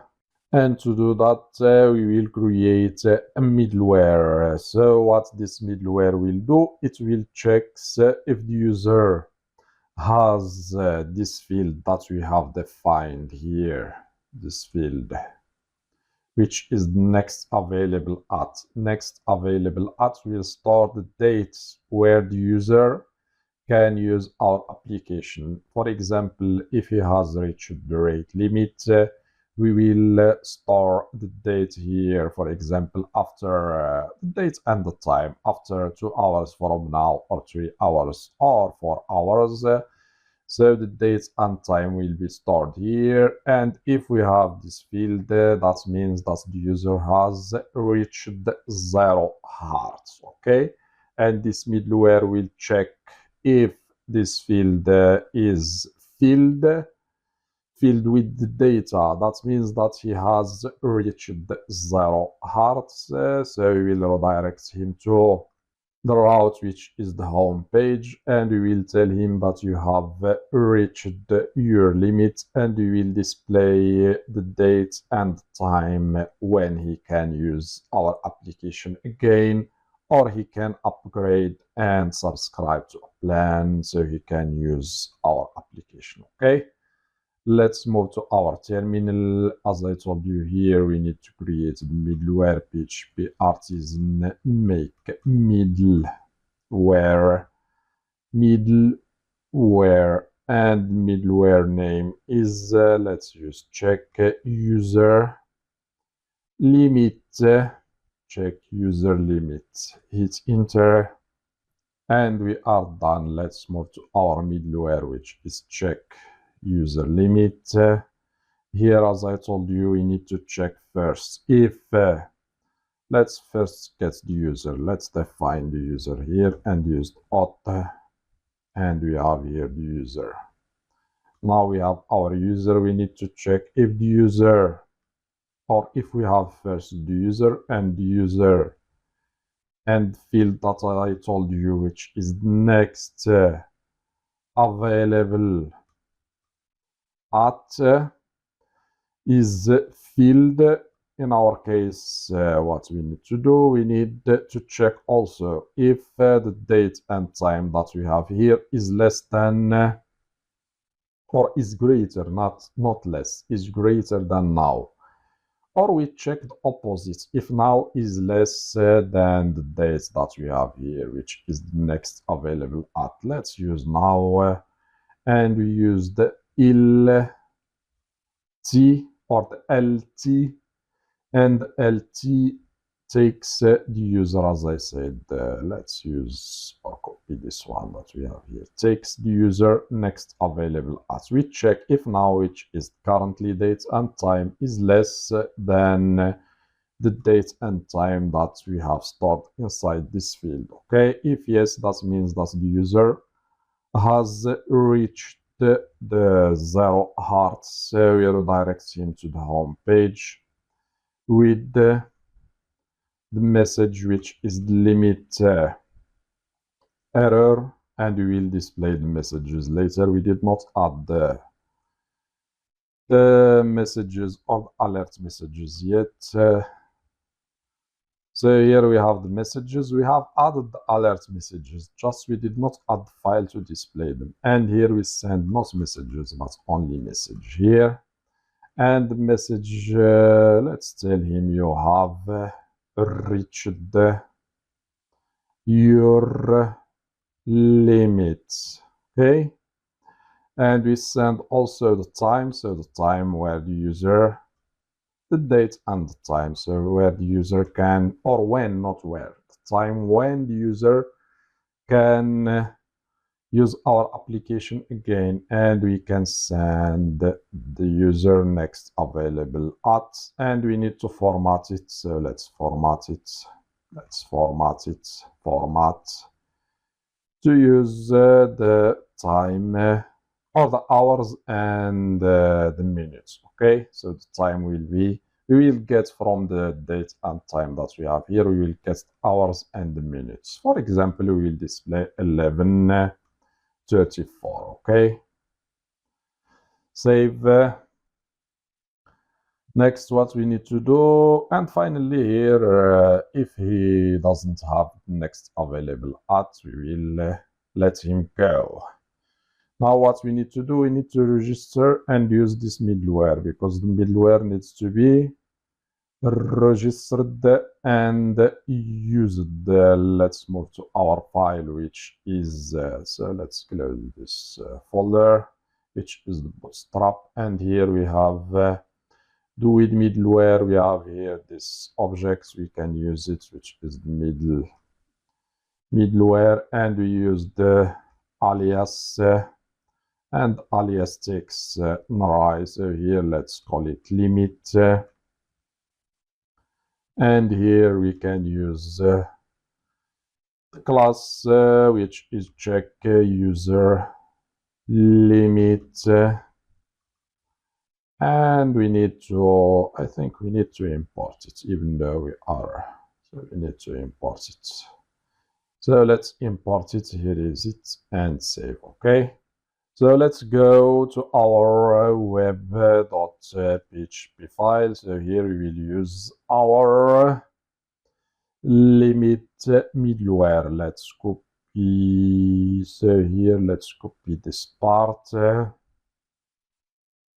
and we need to use the middleware here when the user tries to upload, or let's do something. Let's copy this part from here and use it here. So as I told you, we need to use this middleware when the user tries to upload files, or let's call it, let's go back. So here inside apps, let's call it check.limit. Okay, I think it's better than only limits. Let's use it now here. Let's remove this limit and use check.limit. And we have function, and here we have we need to close our curly braces. And now we have our routes inside this check.limit middleware. So the user now has the hearts and field, which is the field that we have, which is the next available at, is empty.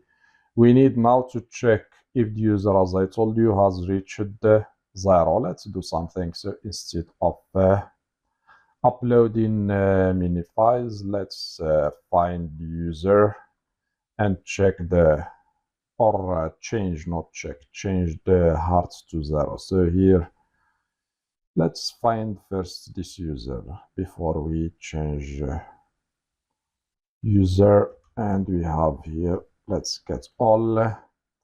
So how many users we have? I think we have 2. So this one is GAGA. He has 3 hearts. So this is the one that we are looking for. Let's make his hearts 0. So here user, and user ID is number. Where is it? So number. So where is the? So let's remove this one that we have here, and we update. Let's move here, remove, and we update the hearts, and we give him 0. Okay, so let's hit enter. So we have something wrong. Unexpected. Let's find, where is it? So here I did not close. Alright, let's close it, and now it's done. So if we refresh the page, this user now has 0 hearts. So this user now is not allowed to access this page, which is to upload an invoice, or the form to upload an invoice. So we need to redirect him to the home page and display the message that we have defined here, which is you have reached your limit with the time where he can or when access our application again. So we need to go now to our invoice controller. So here we have this upload method. So inside we need to check if the user, which is currently logged in user, has reached 0 hearts. We need to update the field that we are using here, which is next available at, and we need to give it the currently date and time. Okay, so let's get the currently logged in user. Let's copy from here and paste here. Now we have the user, or the currently logged in user. Next, what we need to do, we need to check if the user hearts have reached the 0, which means that he has 0 hearts. We need to update, as I told you, the next available at field. Okay, and we need to do that only once. Okay, only once. When he reaches 0 hearts, we need to update this field only once, not every time we access the upload page. Okay, and to do that only once, we need to check if is null. So the field is null, which is this field that we have here. If this field is null, let's copy and paste here, which is the next available at. That means that we have not updated this field yet. Okay, so now we can update it. So let's use this field and let's give it now, which is the current date and time, and to add, as we have said before. So we need to add hours. So the user can wait until we reach the time that we have defined, and then he can reuse our application. To do that, we can use add hours, and here we can define 1 or 3 or 4 hours. But in our case, to not wait for a long time, because we need to test our application if it will work if we reach the time that we have defined here. And to do that, let's use for now only minutes and use only 1 minute. So after 1 minute, we will check if our application is still working. And in a real application, you can use hours, okay? So next, what we need to do, we need to save the user. Let's call save method, and we are done, okay?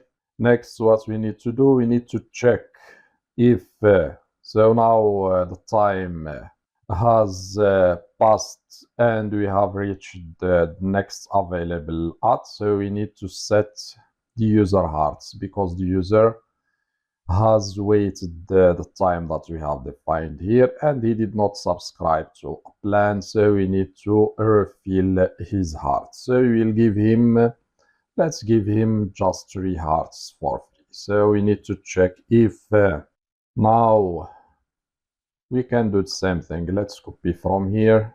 We need to do this test that we have here. Let's do it here. So now we need to check if not now is less than the user next available at, which means that the next available at is greater than now. So in this case, what we need to do, as I told you, we need to refill the user hearts, and we can use the user and update his hearts. Let's give him 3 for free. And we need now to do the opposite. We need to make or to change or to update the next available at and give it null. And we need now to call the user save again. And we return the user, return redirect, or let's copy from here. We return the user to the route, which is home. And we tell him with success message, we tell him that 3 hearts have been added to your account for free. Okay, and we don't need this. We don't need the invoice added. Okay, that's all. So, and finally, we return if the user doesn't have 0 inside his hearts, we return the upload. Okay. So first, as I said, we check if the user has 0 hearts. In this case, we need to check that we did not update the next available at field before to not update it again and again every time we access the upload form. Okay, so if we do that, we will each time add the hours to our user next available at field. So we need to do that only once, as I told you, and only when this field is null. Next, we check if the user has reached the time that we have defined here. So in this case, we check if now is not less than the user next available at. We update the user hearts to 3. We update the next available at to null, and we save the user and we redirect him to the home page. Okay. So now this user has reached 0. Okay, let's refresh the page and see if we will be redirected there. So we can still reach the upload. Why we still reached upload, even though we have added the middleware. I think that we have something wrong. That's why it takes a long time here to return the response. And as you can see, called member function format on string. Where is it? So here, I think we have We have casted this field or not. I think we did not cast it. Let's go to the user. So here we have the cast, so we did not cast it. Okay, let's add it here. And same thing here, we use the date and time. Okay, so we need to cast it. Let's go to the invoice model here.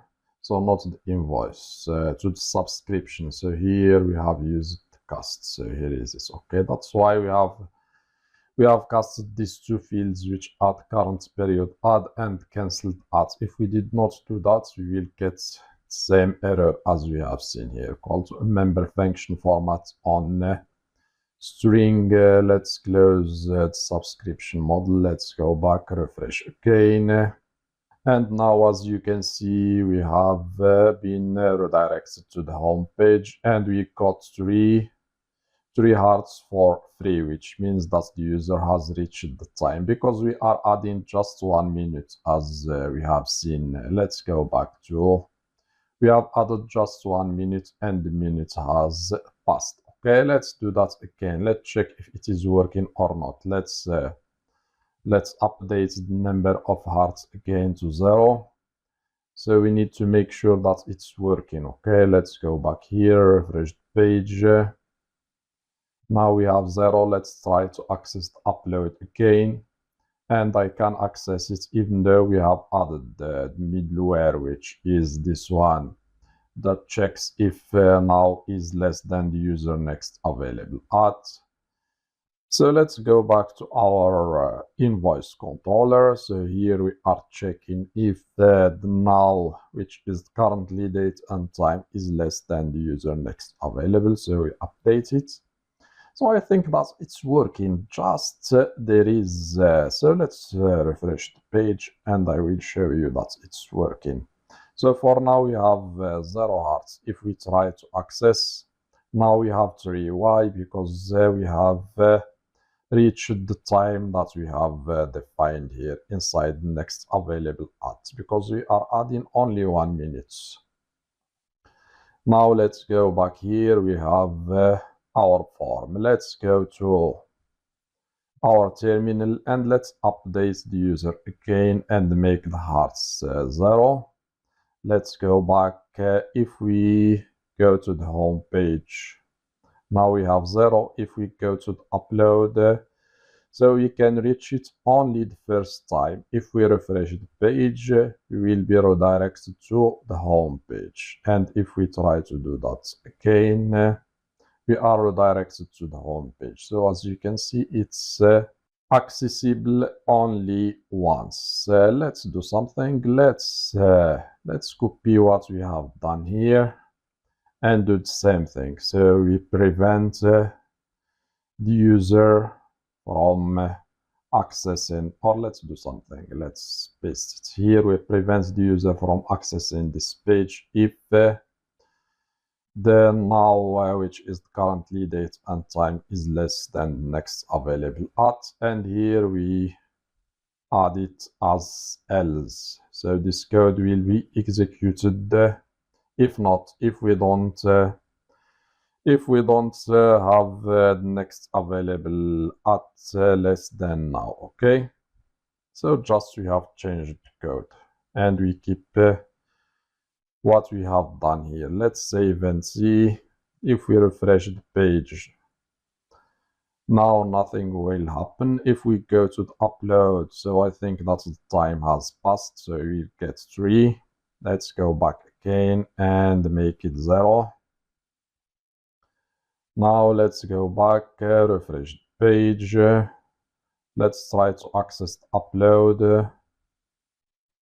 And as you can see, we are redirected to the home page, which means that we are preventing the user from accessing the page if now is less than next available at. So I think that's the test that I have done before is not working correctly. So this is the correct test that we need to add. We need to check first if he is still waiting. So here we check if it is null, we update it. Here we check if it's not reached yet. The time that we have defined here is not reached yet, so we redirects him to the home page. And finally, if yes, the time has passed and we have reached the next available ad, so we update it. Now if we try to access, so we'll get the 3 hearts. So we did not get the 3 hearts. I think that the time has not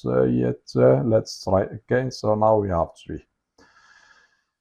So I think it's working. All we need to do now is to display success and error messages so the user can understand what is happening. But we need to do something. So I forgot to tell you that we need to do something. So here, when let's move down inside store function. So here, when we store and we decrement the user hearts, so we need to do something. We need to check also if the user hearts has reached 0. Same thing like we have done here. Let's copy this test from here and paste it here, but we need to do something. We need to use fresh. So here we need to use the fresh method because the user here number of hearts will be decrementing, so we need to use the fresh method to get the number, the real number or the updated number of hearts. Okay, because if the user has 2 hearts and we decrement, so here we will have 1. But if we use the user hearts without fresh, so we get 2, not 1. So we use fresh to get the updated number of hearts. So if yes, we need if the user has reached 0, we need to do the same thing like we have done here. So you can optimize the code instead of repeating the same thing. So you can develop this application and optimize the code to not repeat the same thing again and again. These tests that we have done here, you can add a function that do it. And same thing for what we have done here and here. So instead of repeating the same thing, you can optimize the code. So as I told you, if the user has reached 0 hearts, we update the available ads and we save the user. Okay, so when he stores an invoice, now what we need to do, as I told you, we need to display the alert messages. And to display the alert messages inside our layouts folder, let's add a file and call it alerts.blade.php. Inside this file, we will have a div with a row of margin top. Let's give it only top of 5. And inside what we need to do, we need another div with call md6 and mx auto. And first we need to check if the session has limit error, okay, which is the error that we have added inside our invoice. So inside our when we upload, let's go. So here we have here the limit error, as you can see. When we upload, when we try to upload, before we upload, we try to display the upload form. So if the user has 0 hearts and 0 hearts or the next available at is null, so we set it to the time that we want. We add 1 minute to the current time, and we return and we redirect the user if the current time is less than the next available at, which is the time that we have defined. We return the user to the home page with this error, which is the limit error. So now we need to check if we have it inside our session. That means that we have the limit error. Let's add the and if, and inside we need to display the error, let's add an alert danger, and inside now we can use the session, which is limit error. And limit error has also a message here. As you can see, we have the message, you have reached your limit, and we have also the time when the user can reuse our application. We need to display first the message, and we can get it using K message. And we need, let's add here BR to move to the next line, and we can tell him resume at, and we display the time. We can get the time using the same thing. Let's copy and paste, and here we have the time instead of the message. And we can tell him also or, and we add a link, and link will take us to a route that we will add later. This link will subscribe the user to a plan, and let's give it a class. Let's give it better and dark, better and SM, and we can tell our user subscribe to, or subscribe now. And here we tell him how, or the amount that he can pay, so $18 per month, and it's equal to 100 hearts. If he pays $18 per month, he will get 100 hearts. And we can tell him also to cancel any time. Okay, so this is the message that we will display if we have the limit error. Also, we have other messages for the error and success. If we have success, as you can see here, success message, and also we have error messages if we have any error. Okay, let's add also the test for this messages. So here we need if we have success, so here we have success instead of danger, and instead of displaying this message, we can use session success. And if we have an error, same thing. So here we have error. Here let's change it to danger, and that's all. Okay, now we have added our alerts .blade.php file. All we need to do now is to use it, but I think here not danger, here error, because the session will have error, so we need to display error. So here the alert has the class danger. Okay, let's use now this file that we have added. We can use it here inside our app.blade.php. We can include it like we have done with navbar. Let's use here alerts, save. Let's go back to our application, refresh the page. This user has 1 heart. Let's try to upload a file or an invoice. We can reach 0 hearts. Invoice added successfully. Here is the invoice. Now we have 0 hearts. Let's try to upload. And as you can see, we are redirected to the home page. We have here our message, the message that we have defined here, this one. And you have reached your limit. Resume at 12:16. Now it's 12:15. We have added 1 minute. And here we have our end button, subscribe now, $18 per month. You get 100 hearts, cancel anytime. Okay, so this is the message that we have added here. And we have seen also the success message when the invoice has been added successfully. Now what we need to do, we need, once the user clicks on subscribe button that we have here, we subscribe him to the plan, which is $18 per month, and we give him 100 hearts. Okay, And to do that, you need to have a Stripe account. Okay, so I have a Stripe account. If you don't have your own, try to create it. You will get a test account. And once you have your account, now we can subscribe the user to our plan that we have here. Okay, so let's do that now.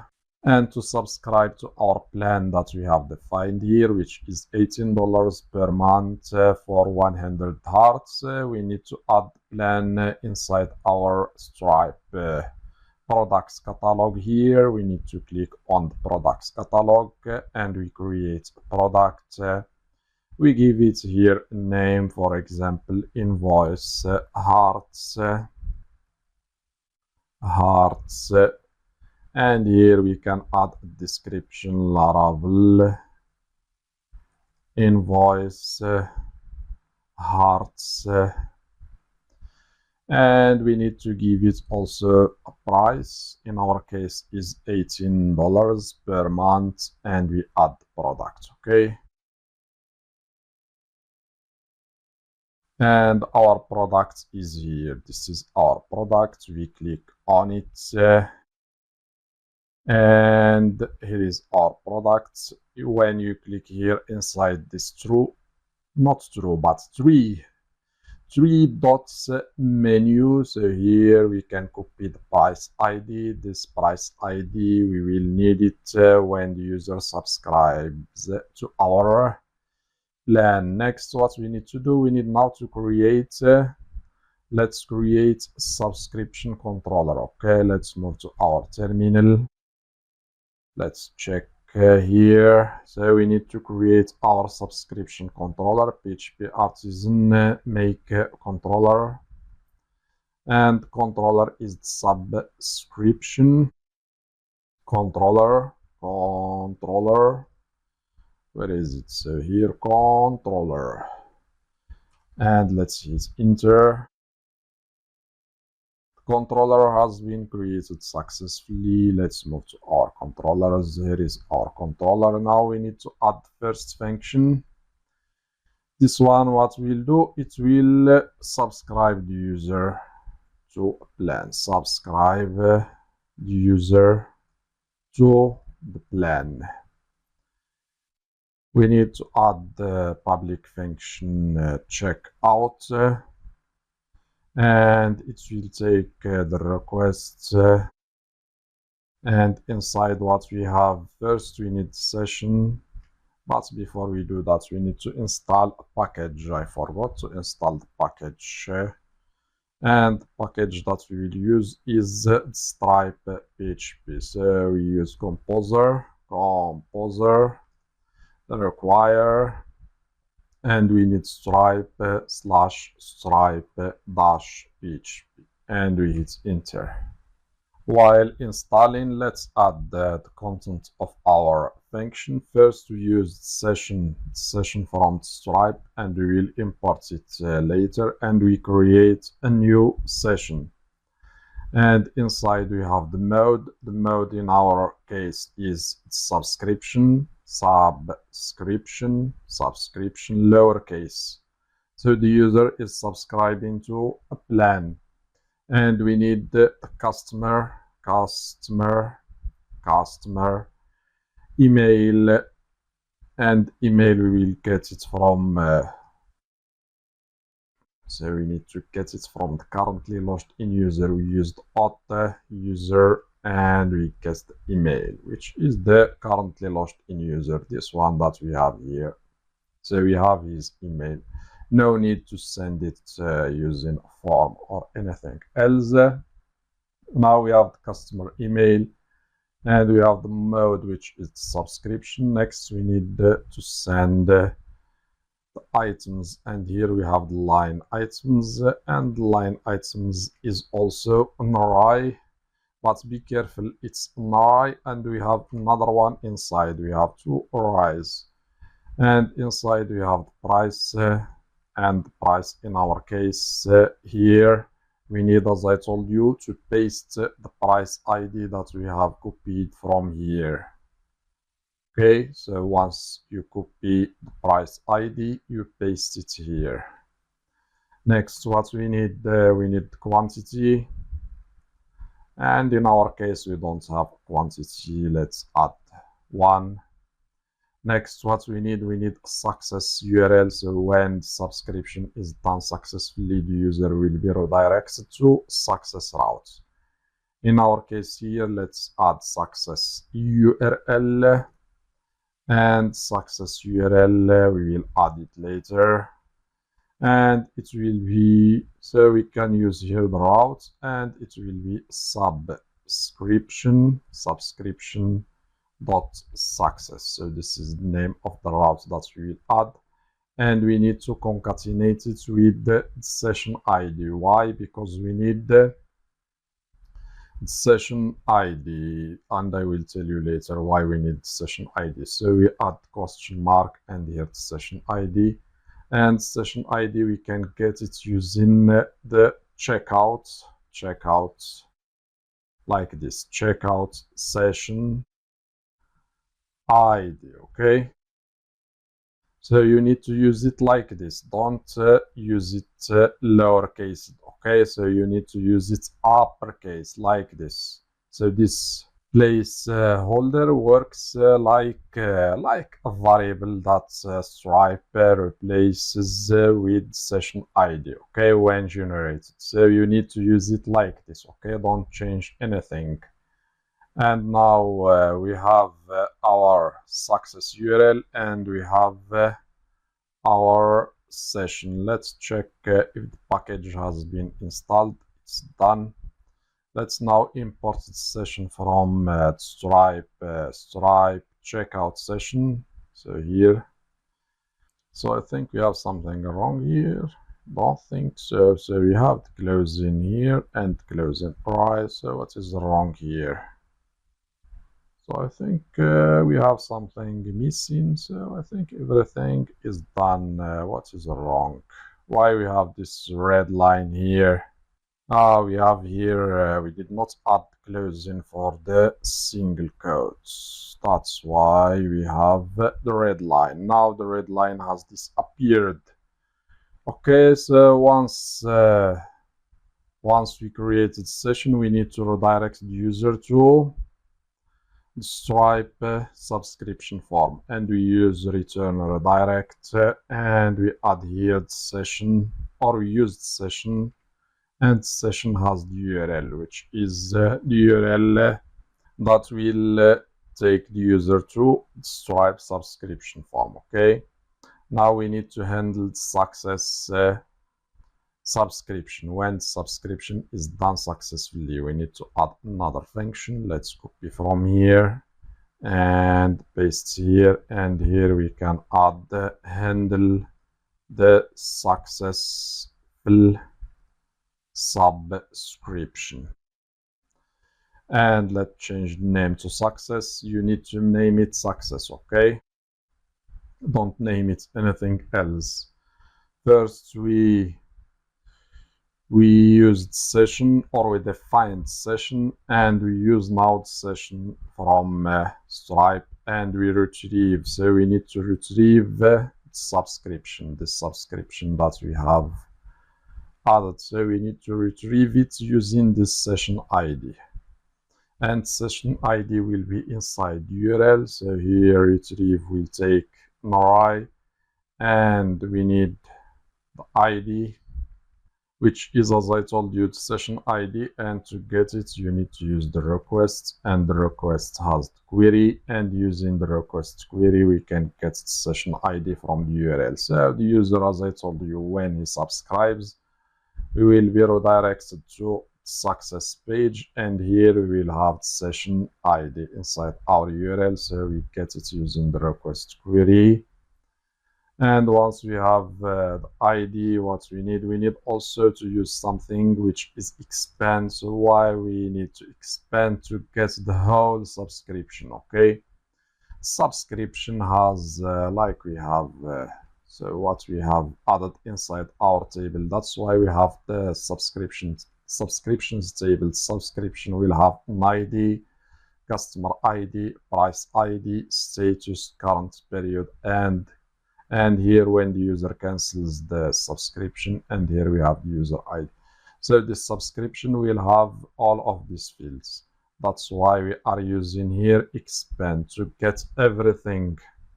And we add here subscription. And as I told you, we have here the right first key is subscription, and second, let's copy this one from here. We give it subscription dot latest underscore invoice. And as I told you, this expand that we have here gets the whole subscription, okay, all the details about the subscription. That's the meaning of this line.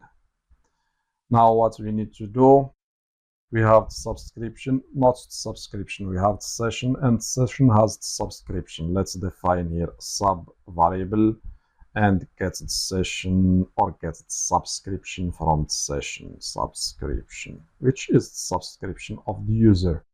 Next, we need to guess the item. The item has the price and also has the current period, has the price ID and has the current period end. Okay, so to get the item, we need to use sub that we have defined here, which is the subscription, and the item or the subscription has the items, and items has the data, and we need to get the first index, which is 0. Okay, so here we have the item, and next what we need to do, we need to store the subscription inside our table that we have added here. So let's use subscription, and we need to import it from our, let's check from our models, and we create subscription. And here what we need inside our, so we need these fields that we have here. So we need subscription ID and subscription ID. We can get it from which is the, so the subscription ID is sub ID that we have defined, which is the sub ID. So we add it here, and we need also the user ID. Let's see, so we need customer ID, price ID, status, the user ID. Okay, let's do something. Copy, paste. Or let's do something else. Let's copy and paste a lot of fields. Next, what we need, let's move to the next customer or Stripe customer ID. And Stripe customer ID, we can get it now from the session, not from the sub. So from the session has the customer. Okay. What else we need? We need Stripe price ID, copy, paste here. And Stripe price ID, we can get it from, as I told you, the item that we have added here. The item has the price, and the price has the ID. So let's use here price, and the price has the ID. Okay. Next, what we need status. Let's move here. We have status. Let's copy and paste here. And subscription has status.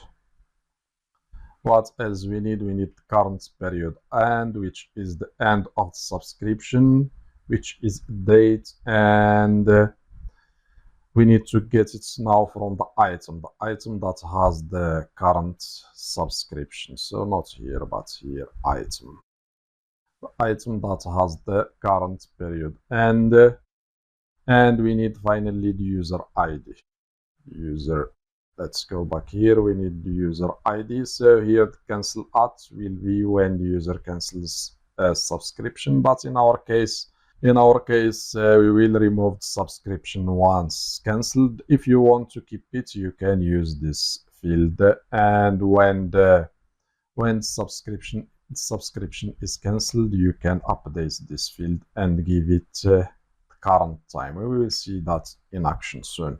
So we need the user ID, and the user ID we can get it from the auth user. ID. Okay, and that's also, we don't need this field. Let's do final check before we move. So we created subscription. So this is the model that we have added there. And subscription has a Stripe subscription ID. We get it from sub ID that we have defined here. We have Stripe customer ID. We get it from the session customer. Stripe price ID. We get it from the item price ID. Status from sub status current period, and from the item current period and finally we have the user ID. Okay, now what we need to do now, the user has subscribed successfully and we have started subscription. We need to update the user. Next, available at. So we need to use null and use sub hours. So we'll sub the hours from now, and we sub 1 hour. And once we sub an hour from the current date and time, so it will be less than now. And when we check inside our invoice controller, that now is less than the next available at, it will be false. So the user will automatically access upload the page. And finally we set the user hearts. So here let's set the user hearts to 100 as I said, and we save the user. So we call save method. Let's add here save, and finally we return redirect the user to the home page. Let's go to our invoice controller. Let's see here. So we don't have, so here is the return. Let's copy from here and paste here. And here we return or direct the user to the home page with the message. Let's tell him subscription done successfully. Okay, and we are done, and we will add later the function so the user can cancel the subscription. So now what we need to do, we need to add the route, which is the success or the subscription success route, and also the page that will display the success message for our user when subscription is done successfully. Okay, so let's do that now. And I think no need to add success page. We are redirecting the user to the home page. So the home page will display the success message here. No need to add another page and display the success subscription message. Let's now add our routes. Let's move to the web.php. Here the user needs to be registered and logged in to subscribe to a plan. Let's copy this route from here and paste it here. So the first route will take us to, let's add here subscription, or let's add the sub, only subscribe. Let's add here checkout, and we need the subscription controller. Let's import and use it. Here is it, and the method is checkout, and let's give it name subscribe check out. Next, what we need another one for success. As I told you, when subscription is done successfully, we will be redirected to the home page, and we will have here the session ID that we will use to check if subscription is done successfully. So here we have success, here success, and finally we have here also success. Save. Now we need to to do something, we need, once we click on the, let's go to the home, not the home, to the alert, so where we display the message, and here we have the link, so the user can subscribe. Let's add here the routes that we have added. So routes, let's copy the routes from here, subscribe, checkout, let's paste it here and save. Okay, let's now refresh the page, but if we refresh the page, the message will be disappeared, and also here if we try to access the upload, so we will access it because the time has passed, as you can see, has passed, not passed, passed. So the time has passed, and we have here 3 hearts. Let's do something. Let's use Tinker to update this user. So let's use PHP Artisan Tinker.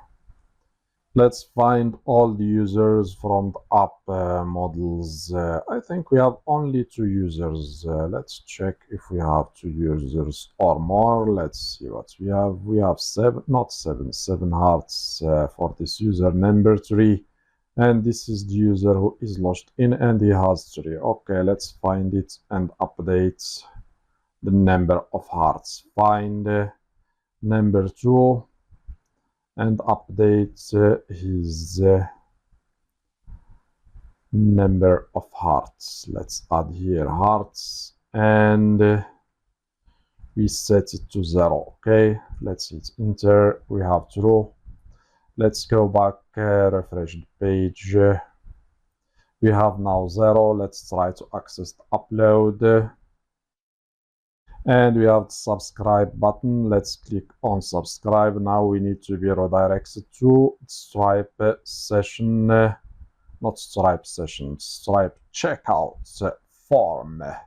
And we have something wrong. Route subscription success not defined. So we have added subscription, subscribe. So I have changed the name here to subscribe success. Okay, let's do something. Let's make it, so what is the name here? Subscription success. Okay, let's make it subscription checkout, subscription success. And here let's change it to subscription checkout. Okay, let's go back, refresh the page. And we have another error. Let's see what we have now. API key provided. So I forgot to add API key. Let's move to our developers. I forgot to tell you to add API key. So we need our API key. So we have here the API keys. Where is the API keys? Let's click again here. We have here the API keys. So please use your own API key, okay? Don't use mine. So here is the secret key. You need to use the secret, not the publishable key. So if you use mine, once this course is done, I will rotate or remove the key, okay? So let's go back to our subscription controller here. Since we will use the key here inside the checkout, and also when we cancel subscription, when the user cancels the subscription, so we need also to use or to set the API key. So since we will do that in these 2 functions, we need to use a constructor, okay? So let's add here public function construct, and we have here let's add here construct.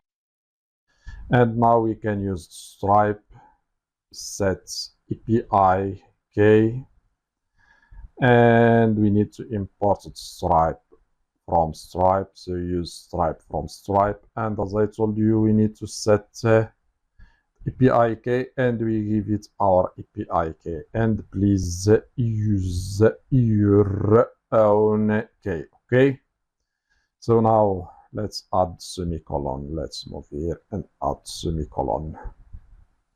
So using it inside construct will prevent us from repeating the same thing here inside checkout and inside success. So we'll call set API or Stripe set API key inside checkout and success. Okay, so now we have done it only once. Okay, now we are done with so now we are done with our API key. Let's go back to our browser. Let's refresh the page and see what we have. And as you can see, we are redirected to Stripe checkout form. Let's see what we have. And as you can see, we have here the amount to pay, which is $18 per month. And we have here invoice hearts, which is this one, which is the plan that we have added. And we have here the description Laravel 12 invoice hearts, which is the description that we have added for our plan. And as you can see here, we don't have any active subscriptions.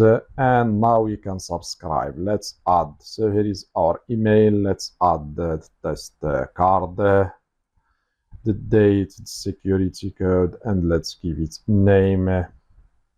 And we can now hit the subscribe button. So it's in French. In your subscription form, you will have English if you are using English. Okay, so once the subscription is done successfully, we will be redirected to the home page. And as you can see, we have been redirected, but we have something wrong. Add subscription or Stripe subscription ID to the fillable property. We did not add fillable array inside subscription model. And as you can see, we have here the session ID that I told you. So this is session ID generated here. And here is it. So as I told you, use this placeholder. Don't use anything else to get your session ID. And to get the session ID, as we have said, we need to get it using the request query, so we can get it from our URL here. Okay, and now what we need to do, we need to add let's go to our subscribe or subscription model. So we did not add, but we have the fillable array here. We have why so I think something is wrong here. Stripe subscription ID, here is it. Stripe, we did not import the fillable, so I forgot to import the fillable. That's why. So that's why we have. So I thought that I have imported the fillable array. So in new Laravel 13, you need to import it. I forgot to import it. Okay, now we have imported the fillable array. Let's try to do that again and see what will happen.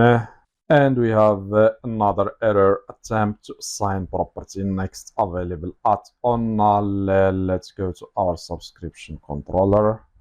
We have the user here, user next available at, we don't have the user, we did not add the user. So here the user, we need to get it using the at user, not the user. We don't have variable here user, or let's do something, let's add it here. User is the at user. Okay, so I forgot to define the variable, so we can use the user here. That's why we have next available at on null. Let's do that again, refresh the page.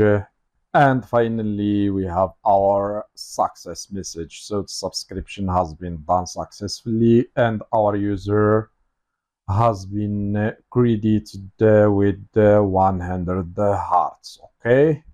So now what we need to do, let's move to our, so here we have our plan. If we click on the plan, as you can see, we have two subscriptions. One, I have done it before because I was testing, and second one is the one that we have added. And as you can see, we have $36. Okay.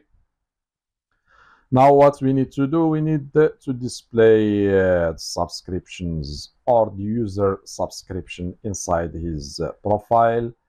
And we need also to add the button so the user can cancel the subscription if he wants to cancel it. Okay, let's do something. Let's try again to subscribe to make sure that it's working. Okay, let's find the user again. So let's find the user number Joe and update his hearts to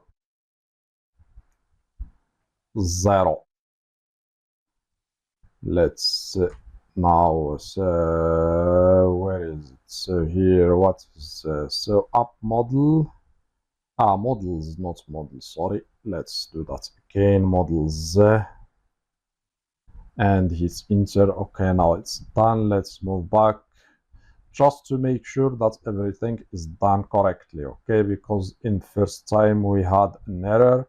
So let's do that again to make sure that we don't have any errors. So we have 3 hearts because the time has passed, which is the 1 minute. So the 1 minute has been passed so fast. So let's do that again.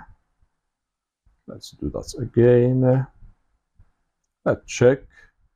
Maybe we have a bug that we did not notice. Let's do that again. So now we have subscription or the subscription button, which means that the time did not pass so fast. Let's try to do that again. So all of these tests, I am doing it to make sure that everything is working. Okay, so let's do that again. And now we are redirected to the Stripe checkout form. Here is our plan. Let's add the test card. So let's add date, security code, and let's subscribe. So now the subscription is done successfully. And as you can see, we have the message and we have 100 hearts. Let's access our upload. As you can see, we have upload. So everything is done correctly. We don't have any error. That's why I have done all of these tests. So now, as I told you, we need to move to the profile and display the subscription for the user so he can cancel it at any time he wants, as we have seen here, as we have added inside our message. So we need to be sure that he can cancel anytime, as we have said here. Okay, let's do that now. Before we display the subscription inside profile page, let's add the function so the user can cancel the subscription. Let's copy this function that we have here and paste it here and change from handled successful subscription to cancel a subscription. So here let's change it to cancel, and it will receive the request. So here we need the user which is logged in. First we need to get its subscription, and to get its subscription we can get it from the user, because as I told you, when we created the user has a subscription, has 1 subscription. We can get this subscription using, let's close this file that we don't need for now. As I said, we can get subscription using the relationship. So let's remove this from here and use user and subscription, which is the relationship. Now we have the user and subscription. Let's change it here from session to subscription. Next, we need to check. We need to make sure that we have the subscription. If we don't have the subscription, which means that this user is not subscribed to any to any plan. We have only one plan. If you want to add more plans, you can add them. Or subscription is not active. That's why we have added here inside subscription this active method that returns the status of subscription if it is active. Let's go back here inside our Tinker.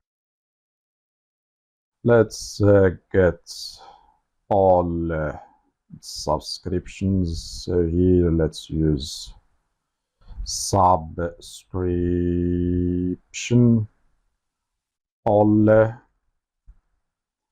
So as you can see, we have status is active. Okay, that's why we have let's close the terminal. That's why we have added this function that returns the status. So now the subscription, we need to check if it is active, not using status, but using this function. So here it is active. If this user doesn't have subscription or subscription is not active, what we need to do, we need to return back with an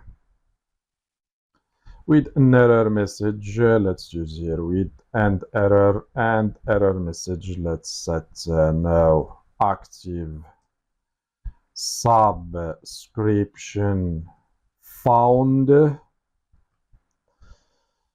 Okay, now the user has subscription and subscription is active. We need to retrieve subscription. Let's define here sub. And to get subscription, we need to get it from Stripe now. Okay. And to do that, we need to use again subscription. So we have here subscription for the model, but we need to import another one from Stripe. So let's do something. Let's remove all of this and keep only the return. So as I told you, we need to use subscription from Stripe. We use retrieve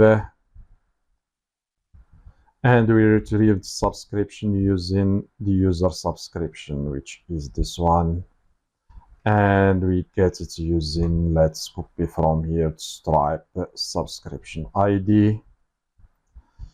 So let's paste it here, and we need also, as I told you, to import this subscription from Stripe. So it's not imported because we have this one for the model. Let's do something. I think subscription is inside Stripe anti/slash subscription. Let's paste it here, or let's copy and paste. Now we have subscription. Let's change it, or let's give it an alias to be different from our model. Let's call it Stripe subscription. Okay, now we can use it here instead of our Stripe model. Okay, so to make them different, to not have conflicts between the two classes. Now we have our subscription here. So let's check again. We get the subscription, which is the user subscription. We check if it is active and exists. If not, we return with an error. If yes, we need to get it from Stripe. Okay, so to make sure that this subscription exists. Okay, because always don't trust the user. And once we have the subscription, now what we need to do, we need to cancel it. So we used sub cancel. And as I told you, if you want to keep it, you can, let's go back to our terminal. If you want to keep it, you can keep it and change the status to cancelled, okay? And cancelled at to the time you give it now, which is the current time. If you want to keep it, or in our case, we will delete it, or for me, I will delete it, okay? So no need to keep it if it is cancelled. But here we cancel it from Stripe. To delete it, we need to delete it from our database. And to delete it, we use the subscription from the user. So be careful. Make sure that you are deleting the one from the user. And also, if you use update and you update the cancel at and status, you set the status to cancelled and as I said, other field, which is this one, cancelled add to now. So used subscription from the user subscription, not from Stripe. Okay, so be careful. So here we cancel it because we are getting it from Stripe. We can't cancel subscription that is stored inside our database. We can't cancel it. We need to cancel it from Stripe here. That's why we get it here and we cancel it here and we delete it from our database here, and we return the user to the, we can return it to the route home or to the route, let's add a route and call it profile, and here it's success message and we cancel. Okay, subscription cancelled successfully.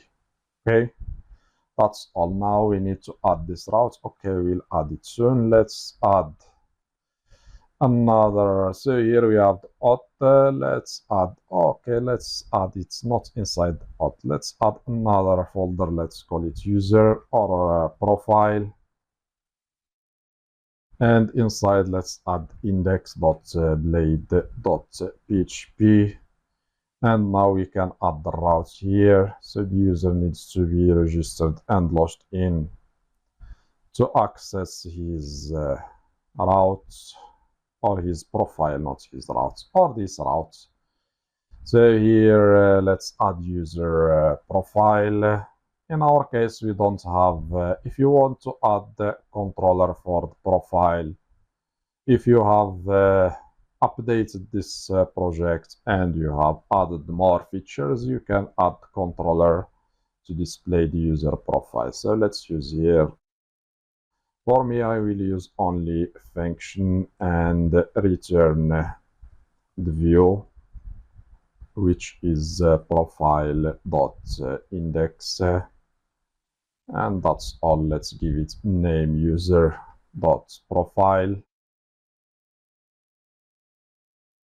and save. Okay, now we have added the route, but the route is user.profile, not profile. What we have done here, let's change it to user.profile. Okay, now we have the profile, we have the index. Let's go to the navbar. Here we need to add so here we need to add the routes. So the user will be redirected to user.profile and save. Okay, let's go back to our navbar, refresh. Let's move to our profile, and it is our profile, so we don't have anything for now.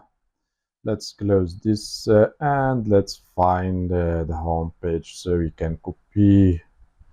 Let's copy this part that we have here and paste it here. We have 1, 2, 3, 4, 5. We need 5 closing divs. 1, 2, 3, 4, 5. Let's start from here and paste here. So let's display also the user details, the email and password. And in one card we display the user details, email and name, not password. So I think I said password, not password. We need to display, I don't know what I said honestly. So I think I said the password, but if I say the password, we will not display the user password. We will display only the user name and email. So let's add div here with a card header and bg whites, and inside each for with margin top of 2. And here we use my profile. And as I told you, we need to display here the user. So let's add user email and name. Let's add a p tag, use strong tag. And inside, let's add here name. And what else we need? We need, as I told you, to display the name or the username. Let's use the auth user and also use the name. Same thing for the email. And now we can use also here the email and here email and save. Let's go back, refresh. So here is our profile. We have name, we have email. Let's so here call MD6. Let's remove this justify content to the center. And now we need to display the user subscriptions. So let's add another div here with call MD6.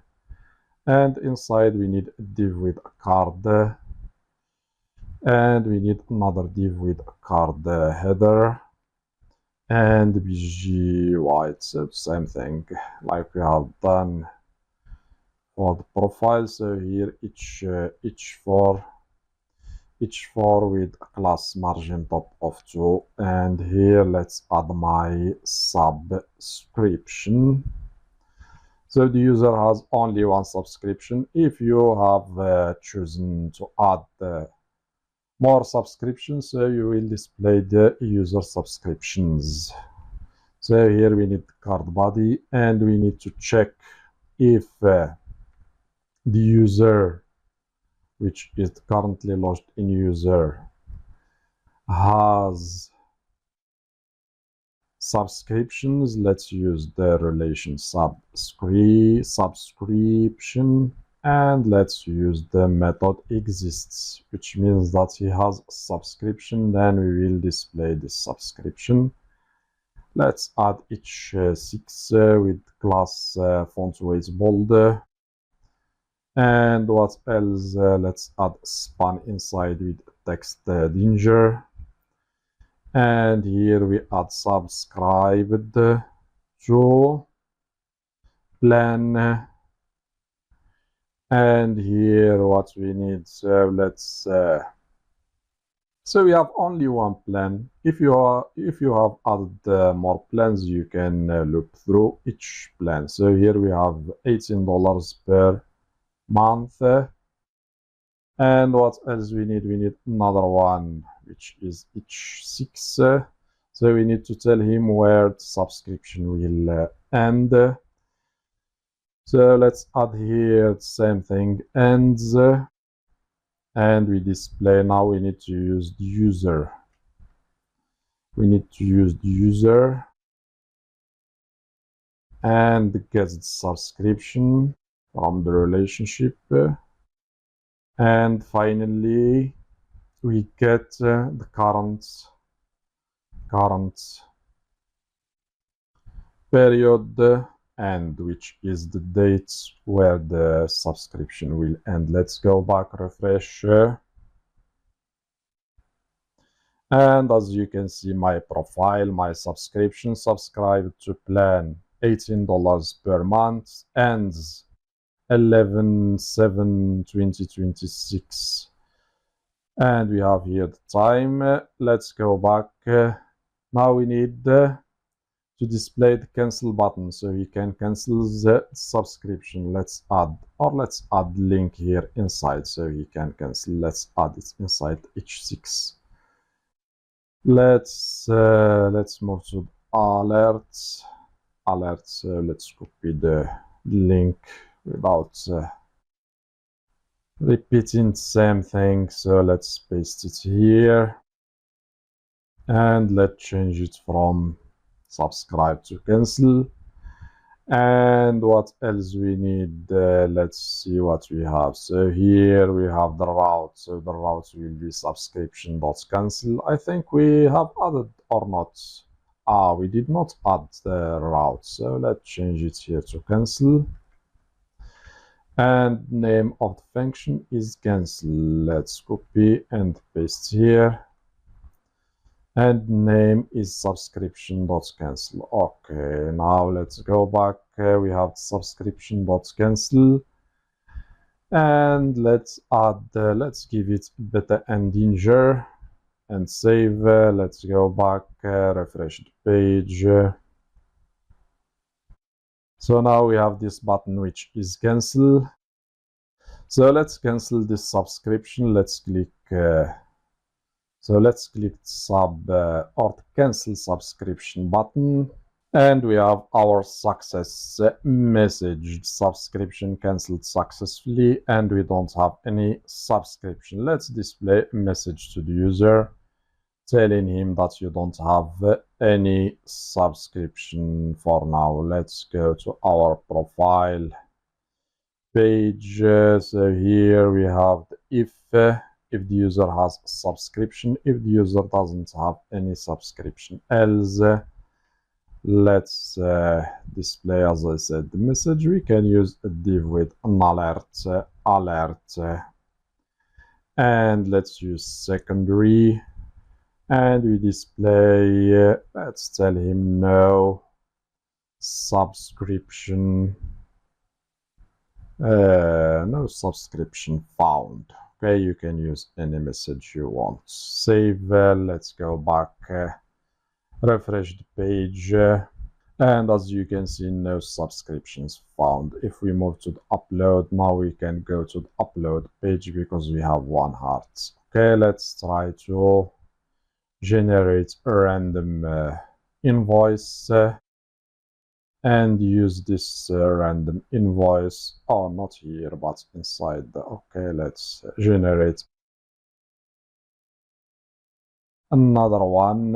Let's use it here and upload, and let's see, we have, as you can see, 99, and we have here our invoice. Let's do something. Let's make sure that it's working again. Let's just to make sure that everything is working. Let's go to our terminal. Let's find this user again and update. Let's find it and update his hearts to 0. Let's go back, refresh the page. Now we have 0. Let's check also here if the subscription is cancelled, because here, as you can see, we have 2 subscriptions from the same user. The first one I was testing, and the second one is the one that we have added. So as you can see, we have only one subscription, which is the one that I have added when I was testing, and the other one has been cancelled. Okay, let's go back. So let's go back to our, so just to make sure that it's, so we have only one active, as you can see, the other one has been cancelled. Okay, let's go back here. Let's try to access our upload page. So we have here 3 hearts. I think that the time is passing quickly. Let's go back. You can change inside invoice controller. You can make it 20 minutes. Let's go back again, refresh. Let's try to go back to the upload page.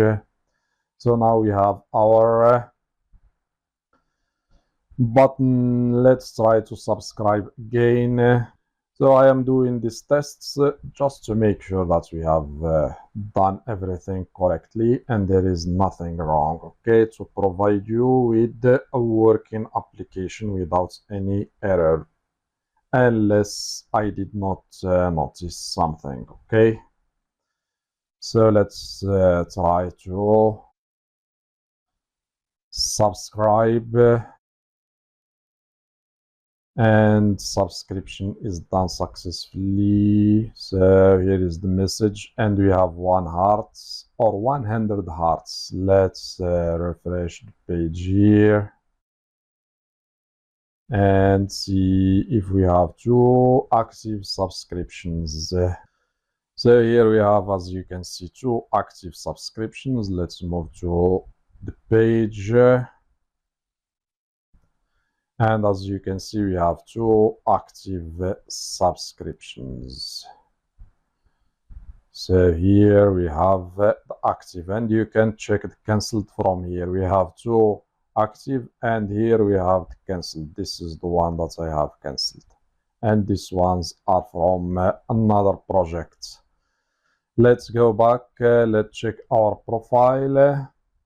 And here is our subscription. Let's cancel it again to make sure that it's working. And as you can see, the subscription canceled successfully. No subscriptions found or subscription found for this user. And it will be cancelled as we have seen before. Okay. So now we have only one. If we check the cancelled, we will have here the other one, which is this one that I have cancelled. Now we are done with our subscription feature. Next, what we need, we still have one more thing to add, is making the user verify his account to use our application. So the user, when he is logged in and registered, we need to make him verify his account to use our application. If the application is not application, if the account is not verified, so we will not let him go. So here we will use the verified middleware to make sure that the user has verified his email. Okay, so let's do that now. Let's move to the email verification. So here I have a typo, so we need verified, which is the middleware, and here we need the single quotes. Save. Next, what we need to do, we need to create a new file here. So not here, but inside our hot folder. Here we need to create a new file and call it verify-email.blade.com, not .com, but .php. And inside we will paste a code. So the code, you can find it in the description of this video. You will find the link to the GitHub repo where we have the source code. Okay, we will take a look at this code soon. Next, what we need to do, we need to move to the Fortify service provider, and we need to add the link to this view that we have added, which is the verify email page. So let's copy from here and paste, and we use Fortify, and we need the verify, so we need the verify email view, and in our case is the verify email, and we don't send anything. So let's remove the request from here, and that's all. Save. Now we have added the link, so we can return the view when we try to verify the user's email. Next, what we need to do, we need to move to our config folder. So here we have the fortify.php file. We need to activate email verification. So just remove the command, and that's all. Okay. Now we have done all the steps. So what we need to do, we need a tool to send emails. So we'll use MailTrap. So this is the tool that we will use to send emails. So once you are on the home page, so you can create your account using your email, and once you are on the home page, you move to the demo inbox here.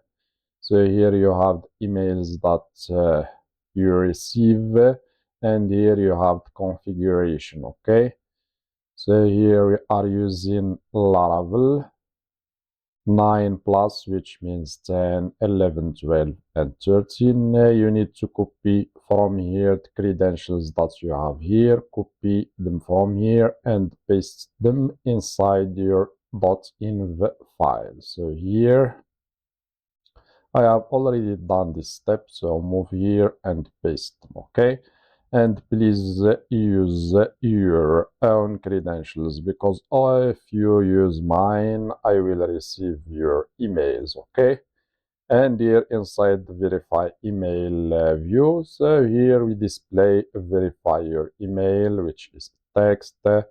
And here if the link is sent, so we check for status. If the verification link is sent, we display a message to our user. A fresh verification link has been sent to your email address. And here if he did not verify his email, we display also a message before proceeding. Please check your email for validation link. And if you did not receive the email, he can also click on a button that we will display, which is click here to request another. And we will use the verification.send route. So we send the verification link again, okay? And we will send the verification link once the user is registered. So when the user registers a new account, we will send him a verification link to his email address so he can verify his link. And if he did not do so, we'll display this view that we have here, okay? And before we do that, so as I told you, when the user is registered or he registers a new account, so we need to send him the verification link. And to do that, we need to move to the user model. Here, we need to implement, and we implement the must verify email interface. So we add it here. Implements must verify email. So the user, when he is registered, so we will send him the link to verify his email. Okay, so let's try to register a new user and see if it is working or not. Let's fill form, register.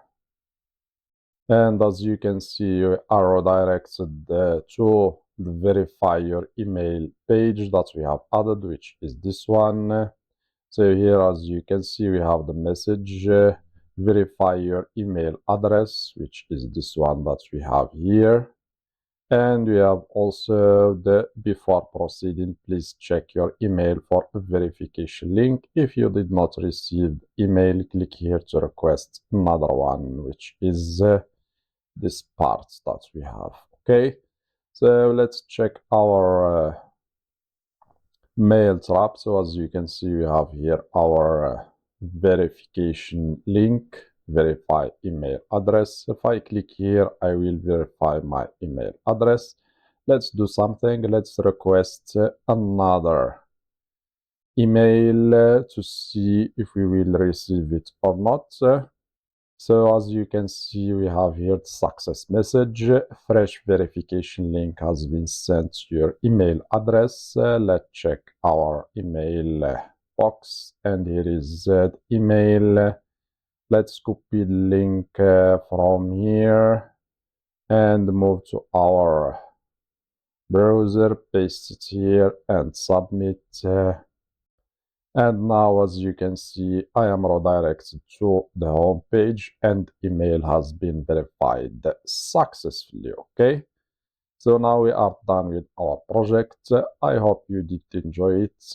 If you are here, that means that you did enjoy it. So that's all. See you in my next project, and don't forget to subscribe, hit the like button, and see you soon.